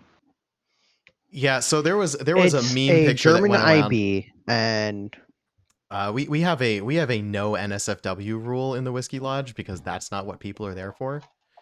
There was an NSFW whiskey label? It's marginal.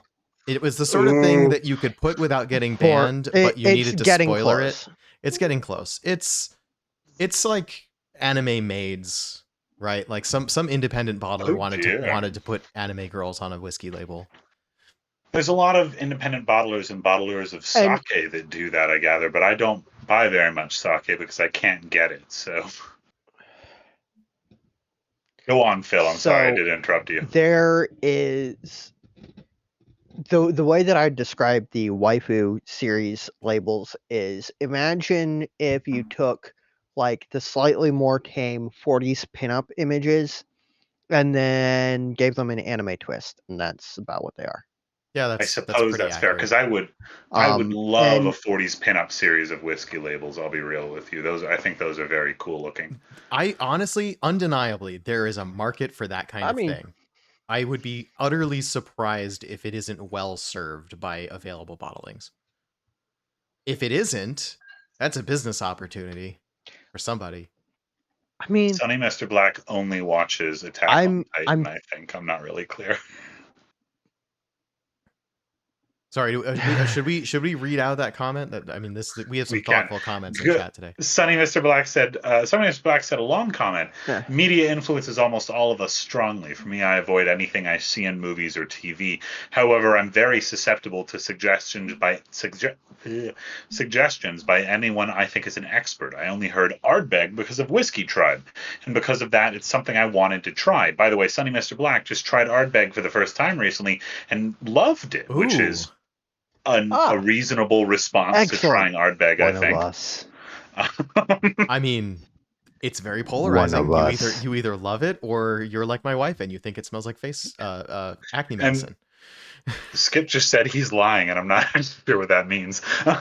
What? That Sunny Mr. Black liked it? I don't know. Who's lying? Is Ian no lying? One tries Ardbeg the first time and loves it, says Skip.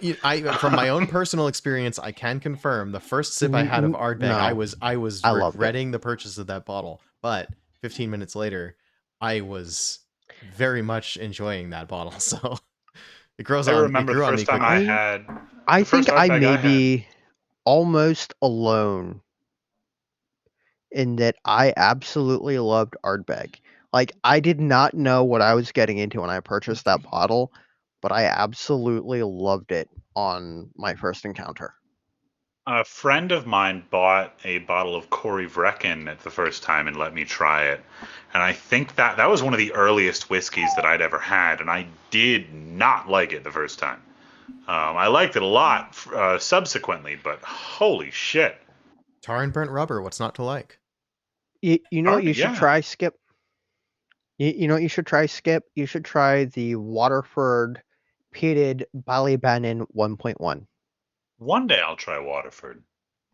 Yeah, I'm kind of there as well. Like, yeah, I'll get around. Yeah, so Sonny was also drinking it with an old fashioned beforehand and some smoked ribs alongside it, and some like potato salad, and it's like great time to do that. To be quite honest, that may have actually, if anything, made it worse for you because really the flavors. I mean, like, it's going to highlight the things other than the smoke, is what I mean, right? So, like, if you're not gonna like the boggy seaweed, tarry rope character, I would even say tahini. Tahini is a tasting note I got from Ardbeg 10. Tahini, really? Yeah, go figure, right? Okay. Like that's like the pure sesame paste, no seasonings, right? I guess I do get that nuttiness from Ardbeg now that I think about it. That is fair. So if you dull your palate to the smokiness by having had other smoky things in the same day, you're going to get a lot more of the stuff that isn't smoke that decomposed.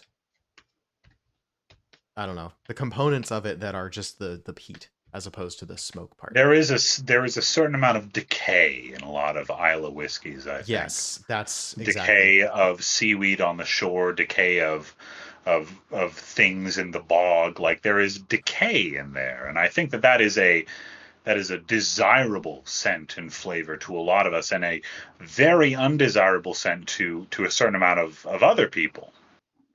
This here undisclosed 11-year-old. Yeah, this here undisclosed brown liquid. Yeah, this here undisclosed 11-year-old celebrity whiskey always hits the spot. Yeah, Sonny, if they're reasonably priced around you, I highly suggest the special editions or the other editions of Ardbeg. I'm a big fan of the Wee Beastie, and so I do highly suggest that. But I believe I was having a talk with Sonny earlier today, and the only ones around him were Corey Vrecken and the 10, if I remember rightly. So it's a tough choice, right? It's a tough thing right there. Yeah, Ardbeg 10 is almost like, I would probably Corey Vrecken is the harder one of that style, but like Ardbeg 10 is almost one of the more challenging Ardbegs, with the exception that it's 46%. I forget. That is one bottle that I actually have gotten rid of. Mm-hmm. As opposed to like 56. Yeah, and the Wee Beastie is 90 in Canada. So, that's a bit wild. 90 what? $90? 90 Canadian. 90 yeah, Canadian. That's about the same here then. Is it? Okay, maybe I'm wrong on my conversions. So this thing that's totally not this thing that's totally not Wee Beastie is 47.4%. It's a little higher. So why do they call it the Wee Beastie? I think when it first came out, people are like, I mean, I'm like, it's a marketing question, right? But like Sure. there's an obvious question, like why do they call it the Wee Beastie? Like it's 5 years instead of 10 years, right? This is a very young age statement Scotch, probably the youngest age statement from any major brand. Yeah, I'd say so. So sure, right? It's a beastie because Ardbeg is a beastie, but like, is there something else about this that makes it beastly in the lineup of Ardbeg besides the branding? Yeah. Like this is like mini Ugadal because it's the sherry side of the portfolio. So Sonny, also keep in mind that I might have slightly different tastes than some other people. I love young whiskey. I really, really enjoy some of that very, very strong kind of chemical flavors that come with young whiskey in certain cases. Like say this guy right here. And now biased a little bit to this uncommented on brown liquid right inside this bottle right here. This stuff is only about 2 years old. I love young spirits of most fashions. I think the Wee Beastie is wonderful. It's great. Depends on what you want to spend on a whiskey and what you're really looking for in the end, though. Yeah. So don't read too much into the age statement is a refrain that we come back to a lot, especially when it comes to Islay whiskey. Very heavily smoky Scotch. Oh yeah. Is even smokier when it's younger. Oh yeah. So if you like the smoke, you actually want it younger. One of my favorite bottles of all time is a 6-year-old Scotch. We can't say what the name is, but I actually want to know. Damn it.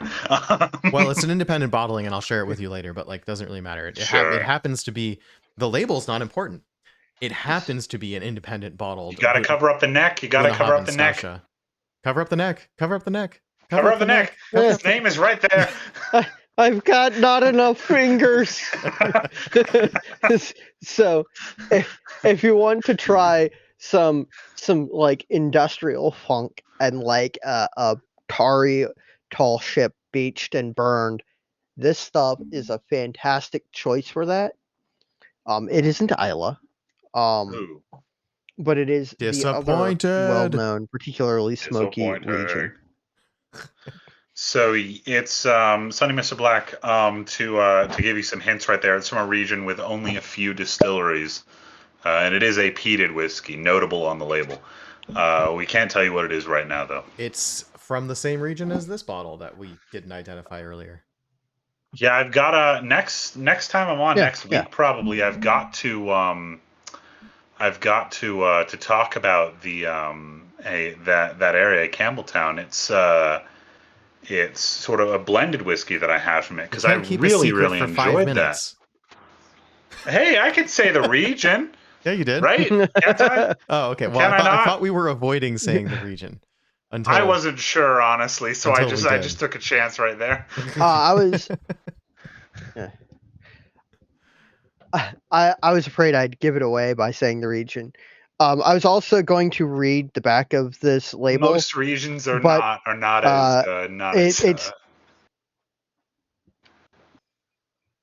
as thin on the ground. Yeah. To wrap up thoughts on Ardbeg 5. I've enjoyed the shtick.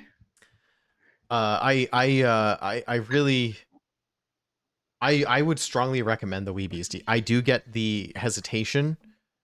And this, by the way, this is with my usual grain of salt about Ardbeg. Ardbeg has become a marketing machine. All their special releases are just like the prices are crazy. The quality of the quality of what's inside the bottle is not where it should be for those prices. We were talking about the price of Corey Vrecken earlier, yeah. Yeah, all that said, Ardbeg's core bottlings are a fantastic value for extra smoky whiskey that is more than just smoke. It has complexity. Weegadal, number 10. What is the other one that isn't Corey Vrecken? Anno. I know. Yeah. I'm easily my least favorite, but what people like about it is that it is gentler than 10. It's also no age statement. Yes. So as far as the entire, Ugadal and Corey Vrecken are also no age statement. But I think they're rumored to be. They are, aren't they? Yes. But yeah, the Ardbeg 5 it's only where I am. It's $5 cheaper than Ardbeg 10. So you'd say, why would I pay only $5 more, or why would I pay for something that is 5 years less aged and only $5 cheaper? And the answer to that ends up being that like the Ardbeg 10 is kind of a harsh, decomposing kind of flavor profile, which I love, but not everybody loves that. And other stuff in the Ardbeg lineup doesn't have as much of that profile, especially their sherried line. So the Wee Beastie is essentially a mini Ugadal. So you could think of it as being something that's like 70% the price of the Ugadal, and basically a more accessible across the board, but otherwise pretty simple. Stinky. Stinky. Oh. Stinky. Nice. Stinky.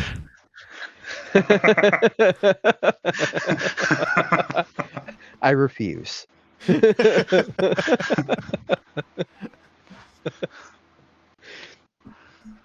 All right, I think I need to pop off because I need to go on, Phill.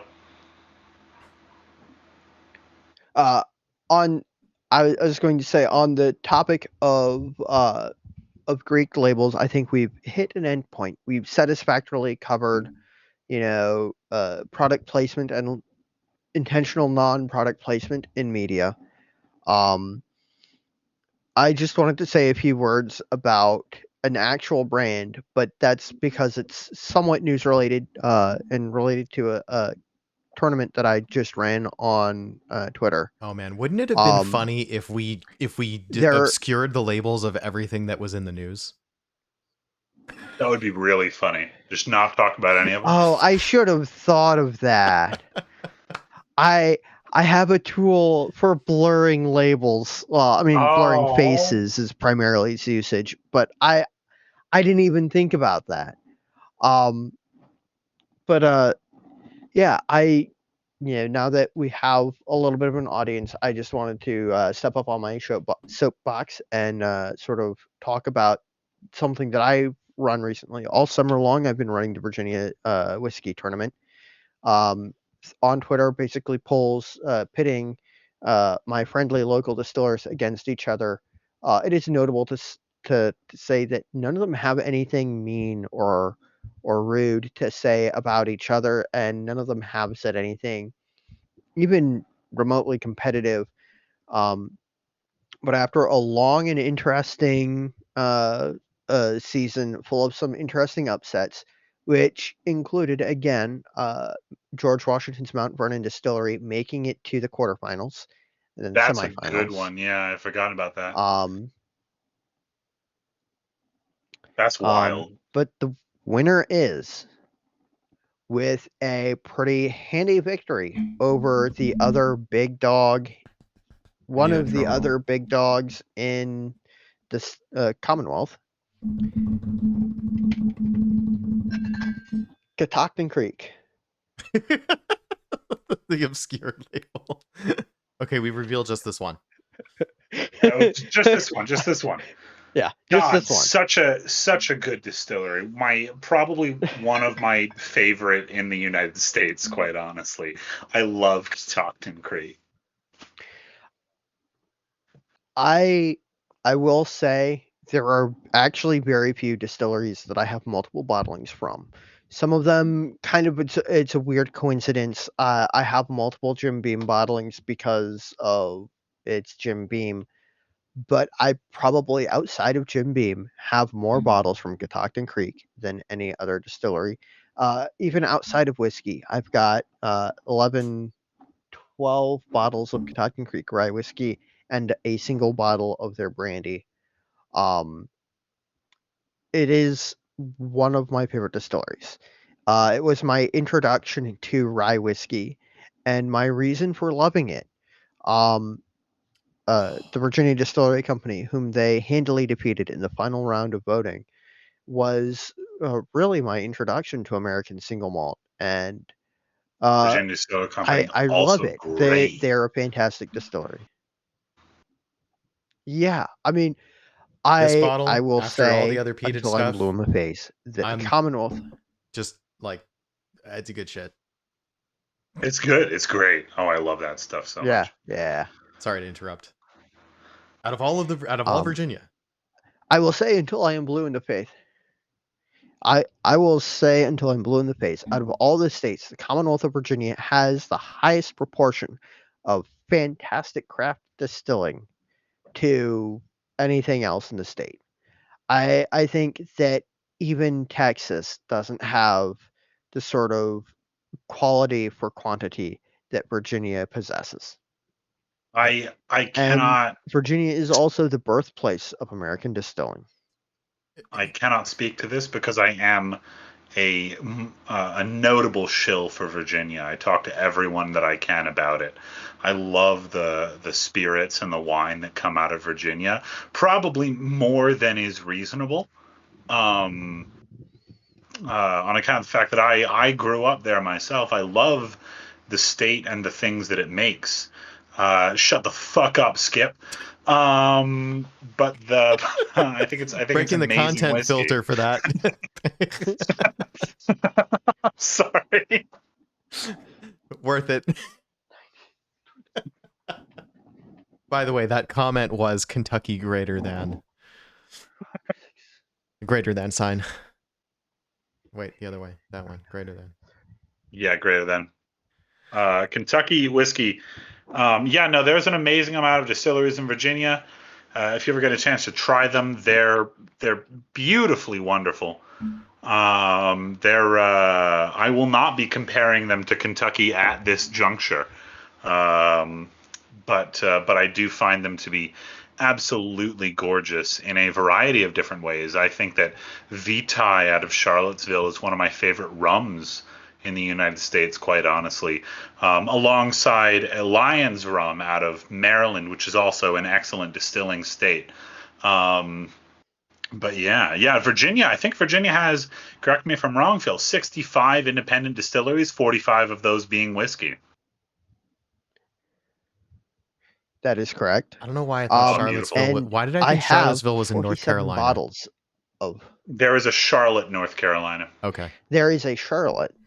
Okay. Yeah. I have 47 bottles of Virginia whiskey. I do not have a bottle from every Virginia distillery. Now I'll say, as a longtime Texas resident, I will someday have to. Ex Texas resident, but as a longtime former Texas resident, I have not yet tried anywhere close to every distillery that even is making American single malt in Texas, and I would really like to.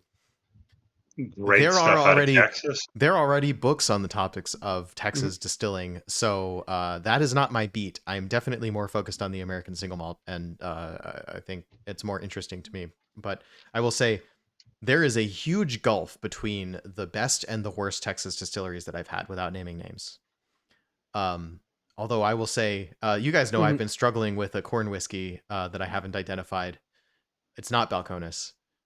Right. Balcones is great. At least everything Balcones make, like Balcones is top of the line there. They make American single malt, and I have a lot of those, but I have everything else they make too. I've got, rum, I've got bourbon, I've got corn whiskey. They probably have other stuff that I actually don't have, but like I've got a ton of stuff from their lineup. There's so much stuff that I don't have from Balcones. Rum aged in American single malt casks, American single malt aged in rum casks. It's all their own stuff, right? Like they do great work there. Very interesting, and it's their rum is good. It is. Apparently, their silver rum won an award, and Jared sent me home with a bottle because I didn't put it in my cart. He was like, I want you to have this so that you can taste it, because we talked about it during the interview. Have you had their silver rum yet? Yeah, I have. It's been a hot minute. It's been a hot minute. I could grab it now and give it a sip. How do we feel about that? Go for it. You know what? Go do it. Do it, please. I really enjoy silver rum.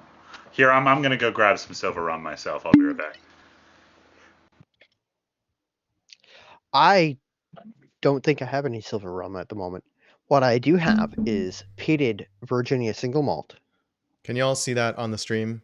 This is because that is a thing. This is the Balcones silver rum signed by Jared Hempstead himself. I'm very happy with this bottle. I have everything I bought that day. Nice. I got signed. Nice. I'm afraid I do not have any Balcones silver rum. I do have an absolutely gorgeous one from Michoacan, Mexico, which is an amazing producer of rum in down in Mexico. So I'd highly suggest that if you can find it. Quite honestly, it's a harder one to find than some of Balcones' stuff. So I also got the Balcones Probitas rum.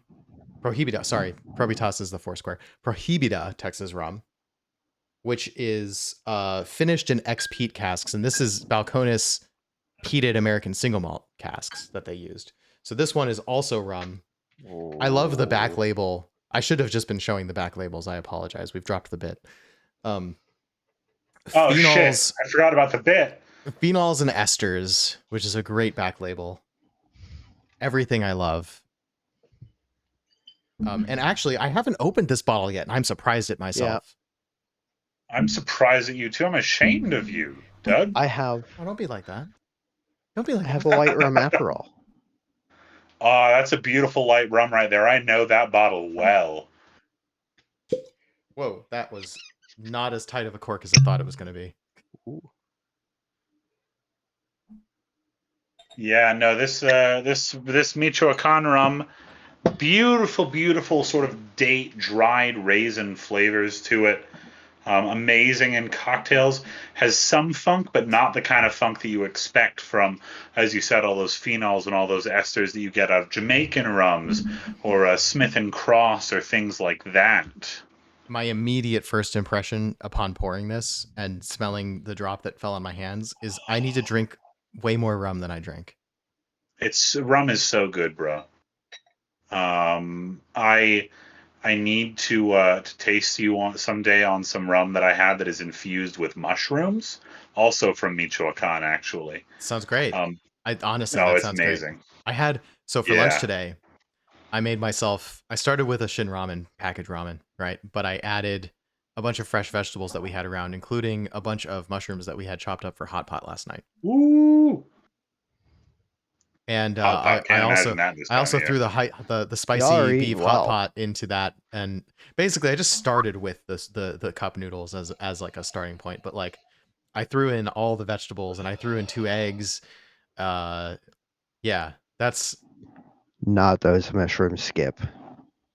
Infused with those mushrooms, but someday I would be interested.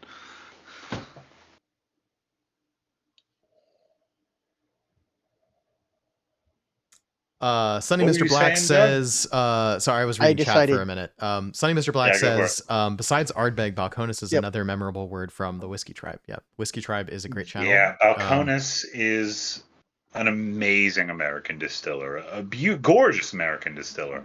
Have not had something from them that I do not enjoy. Yeah, I'm sure that everybody who's listening knows about the Whiskey Tribe. They're big enough. They're big enough that they're hard to miss. Some people have hot takes and negative opinions about them, and I think that I think we need to take a step back and realize, like, hey, they're running a business and they're content creators, and they do what the algorithm tells them to do to some extent. Like, they do what works for the business, and I think that any criticism they get for that, it's mostly coming from people who haven't been content creators. Let's put it that way. Yeah, I have no true criticism. Actually, Phil, what are you holding up right there? Don't tell me what the name of it is, but I have an idea. It's Puerto Rican rum. It's a Puerto Rican rum that was a gift from a friend, but it's probably the nicest rum that I have. Beautiful. Comes in a fancy-looking decanter. That it does. Yeah, no, the Whiskey Tribe. I like the Whiskey Tribe. I'm gonna be real with you. I've never really been able to watch that much spirits content. Yeah. On also, the internet, it's hard to watch a lot of it. It is hard to watch a lot of it. Like, every once in a while, especially because like I study this on a daily basis. To be real with you, the amount of times that I think about whiskey a day is unreasonable. Quite truthfully, I read stuff. I look at things. It's hard to go and like watch fun videos about that afterwards. But they shoot whiskey out of a cannon into somebody's mouth. Why don't you want to watch that? That was a good video. Actually, I did enjoy that one. Yeah. The shenanigans definitely strike a chord. Also, the sampling whiskey on newbies is a really fun thing to do, which our stream here is not set up for. But I would like to do it. I ran a tasting for my friends and parents, and I think that went quite well. Not that they necessarily made like YouTube worthy reactions on things, but like introducing people to spirits is a really fun activity, and helping them learn, and also seeing their reactions to things that are unusual to them. We do need more shenanigans. We should do more shenanigans. Skip, how can we have shenanigans when you aren't here? I've been waiting for Skip to join this podcast mod. to create shenanigans. Yeah, Skip is the shenanigans mod. He's definitely a chaotic neutral though. I don't know. I think he's chaotic evil personally. I don't know how a producer can deal with the chaotic energy that is Skip. Like, I would need to actually have a producer on instead of me trying to be a host and a producer at the same time.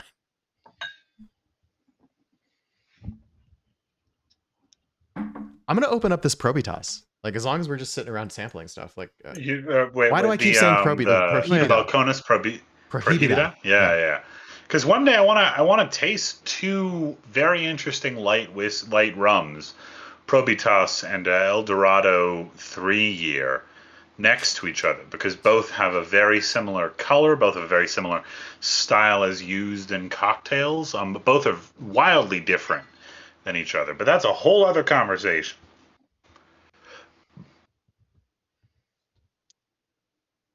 I don't believe that you can control your mouth, Skip, but like, let's not talk about that on Twitch right now. I'm trying to remember whether I actually bought 2 of these, and maybe I opened the other one already. Let me check my cabinet real quick. I would like to get your opinion, Ian, on Pusser's gunpowder proof. I love Pussers.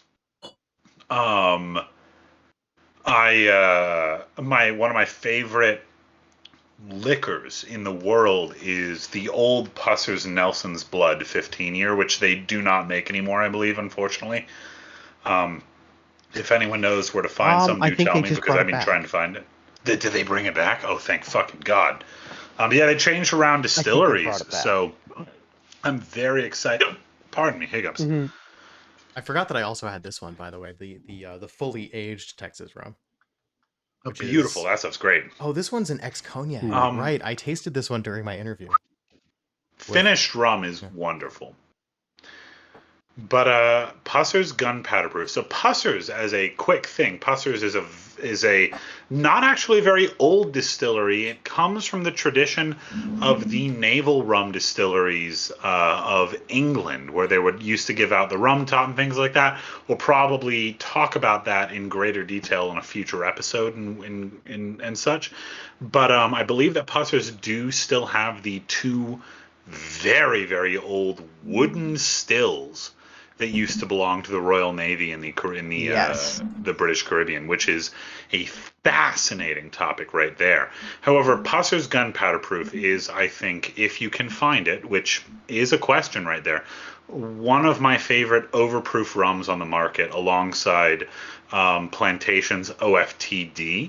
I would say that Pusser's gunpowder has a little less like big caramel flavors. The gunpowder has a few more of those kind of not quite funky, but a little bit more almost astringent flavors going on. It's a beautiful topper for cocktails, like what is it called? I've suddenly forgotten. A Mai Tai is a beautiful topper for a painkiller. Yeah, painkiller. It's a beautiful one in there. Foyajanga, if you wanted to top some mulled wine with it and set it on fire, absolutely gorgeous. But the basic Pusser's, I think, is beautiful. It has this distinctly almost medicinal flavor to it that you don't always find in other rums. It is worth the price in all of its forms, I think. So not a shill, not sponsored or anything like that. Just a big fan of that stuff. As always, disclaimer, we are not sponsored. I bought a bottle of it recently. If you want to sponsor me, I will sell out to you in a We could be, though. But no one has. You know, I was actually thinking about this. I feel like it would affect the integrity of us talking frankly about spirits if we were to actually take a sponsorship from a spirits brand. It would kill the joke of me saying that I'm not sponsored, but I would take the money. It would kill that joke. You're saying that's a joke? Yeah. Maybe. However, I think what I would say is probably fine for us to accept sponsorship. I mean, I'm not going to turn down a sponsorship from a brand that we love, right? Sure. Like that would be a foolhardy thing to do if they're offering that. But I think I would feel more immediately comfortable with the idea of like sponsorships from bar accoutrement, right? Like I would also feel incredibly comfortable with that. I'm a huge fan of bar accoutrement. I am a fan of smoked fashioned. I would By the take way, a sponsorship speaking of from them. Glass that I've been using today, highly suggest it if it's around you. Incredibly thin, kind of double old-fashioned glass from Hawkins, New York. Lovely pink color. It comes in a variety of colors. I really enjoy this glass. Once again, I don't think that Hawkins sponsors anyone because I just found it in a random store right near me. But lovely little glass right there. I've seen a few similar things before, but lovely thin kind of old-fashioned glasses are quite nice. Glencairns, people love them. We'll talk about them someday. I think they're a bit boring, but people love them and they're good. But you know, we should drink out of more things than that. I am enjoying. I mean, I've had Mr. these Black, for a while. The Pussers. I've been enjoying the other glassware that I've picked up along the way. Ayo, Copitas, I love those. What were you saying though, Phil? The basic Pussers is my go-to mixing rum for like a dark rum because it is my favorite rum. The basic Blue Label and Admiralty rum. It is not my go-to, I would say, but it is one of my favorite rums out there. Yeah, like Phil said, it's awesome. It's just great. So Skip has called funky rum stinky rum. Hey, listen, Smith and Cross is pretty stinky fucking rum. I'll be real with you. It's like drinking rotten bananas, but like in a good way, right? In a good way. Yeah, Sunny Mr. Black says none of you would be compromised. Honestly, you should be sponsored. You would all be honest. And you know what? I agree with you, Sunny Mr. Black. I think all of those things. I'm mostly commenting on the appearance of favoring a brand that has sponsored us. Mm-hmm. I will agree with you. I believe in Doug and Phil and their integrity. I would be immediately compromised, Sonny. Don't say that. Don't say that. You're hurting the brand. You're hurting our sponsorship opportunities. I think fair enough. Yeah. I would like to believe that that brands would sponsor honest reviewers, but I don't know if that's actually the case because I haven't the foggiest idea. I think that from a business perspective, no comment on this publicly at this time. Fair. That's a smart decision. Fair. I'm sorry. Let me put down my fucking clearly sponsored water bottle. How many brand sponsorships you got on that water bottle? I have all one brand, all like 4 stickers of the same brand right here. Hey, check it out. Here's a Greeked water bottle, right? Like this is nothing at all. All American XXL cat herding champion. Wait, where did you get that water bottle? Because I really want it. I'll have to ask my paddling coach. She got it for me because I had a rough time wrangling 30 or 40 people to get to races on time because there was a time where the team was not so organized and people missing races was an actual concern. Actually, Doug, I haven't talked with either you or Phil in a while. How did those races go? Speaking of, as a little aside right here. Oh yeah, you won handily. I did see the pictures. The women's team on my club. Oh, right. The women's team won. My bad. Handily. My team got a few second places, and in the finals, we had a 4-way photo finish, but we ended up getting 4th place. But that was a really good picture. Let me see. I'm gonna talk amongst yourselves while I go find that picture. Yeah. Ayo, Phill, what's been going on with you lately? So, well, I got promoted at work. Beautiful. Which means now I'm closing. Unfortunate. Which is really good, except for on days where I wake up at 8 a.m., go into work at 1, leave work at like 9:30, and then do a show. I'm okay. I have definitely not consumed enough caffeine today to give a rhino heart palpitations. Definitely not. Definitely not. I believe you, Doug. I fully trust in you.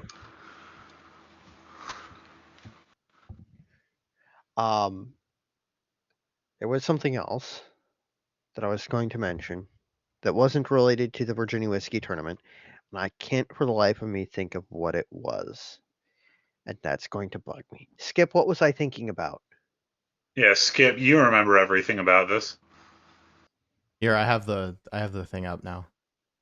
Holy shit, that was a very close one. Excellent. Yeah, so Dragon Boat Racing 500-meter races, they take about 2.5 minutes. And I blanked out the names of the teams because I don't want to identify anyone, including myself. But we were unfortunately the 4th place of this gaggle of people crossing the finish line, and we were separated from the 1st place boat by just a little over a second. It is. Oh. But the reason that something like this is a photo finish is because there's buoys out there. You can't quite see in the picture. There's buoys out there that are supposed to mark the finish line, and they drift because they're not because the tide comes in and out. This is a tidal river.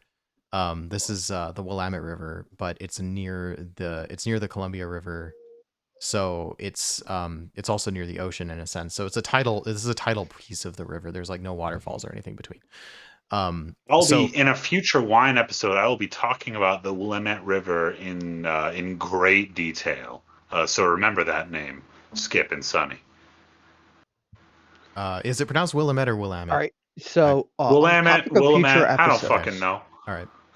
Yeah. So anyway, the buoys drift on around, the right? And of so you think episodes. or if I could just wrap up this thought, you think you've crossed the finish line, but you actually don't know. So you usually paddle the boat through an entire boat length past where the buoys are, because you can see there, the buoy is actually about a third of the way through that picture, and the actual timing line is that gray line that is down the left side of these pictures. That's wild. The announcer is actually around the 200-meter mark. He can't clearly see the line that is the finish line. The timing tent has to give the time. So when the boats are all this close together, you can't call it till you see the pictures, pretty much. You just can't be sure. So this was an exciting race. We worked really hard in that race, and even though we got 4th place, we feel great about it. Yeah.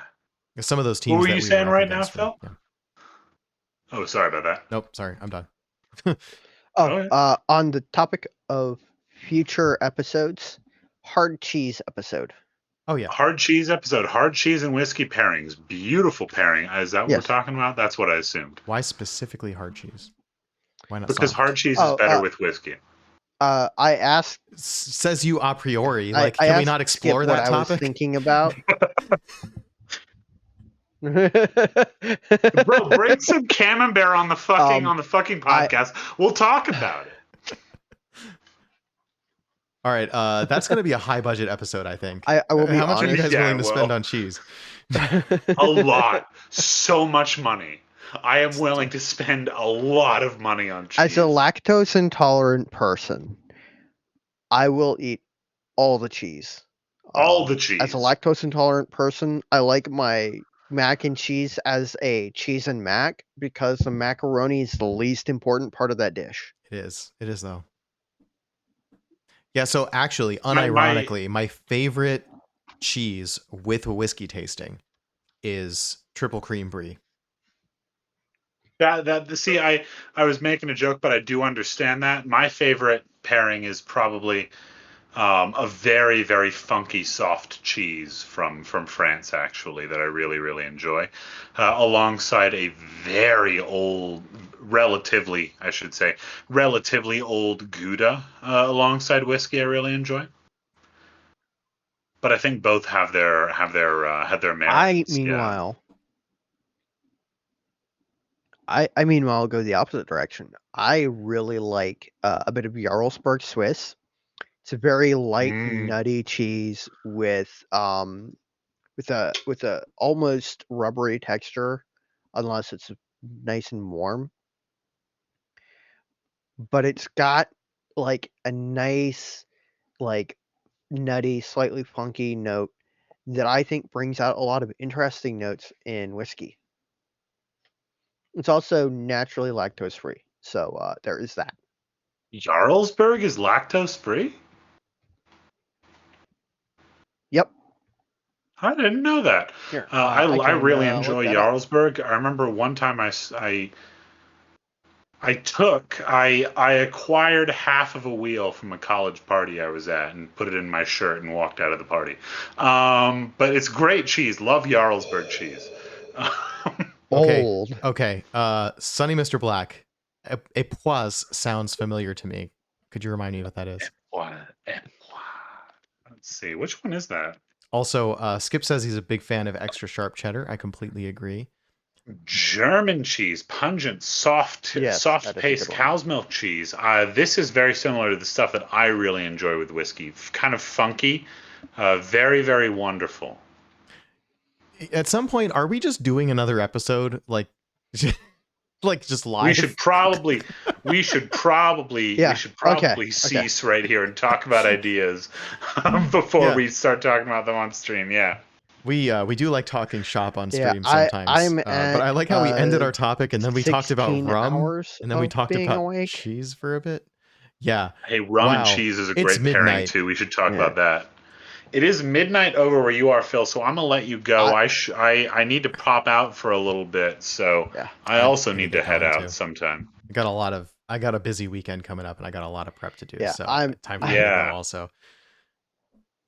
All right. Well, hey, look, let's do I'm really sorry. I was spacey today.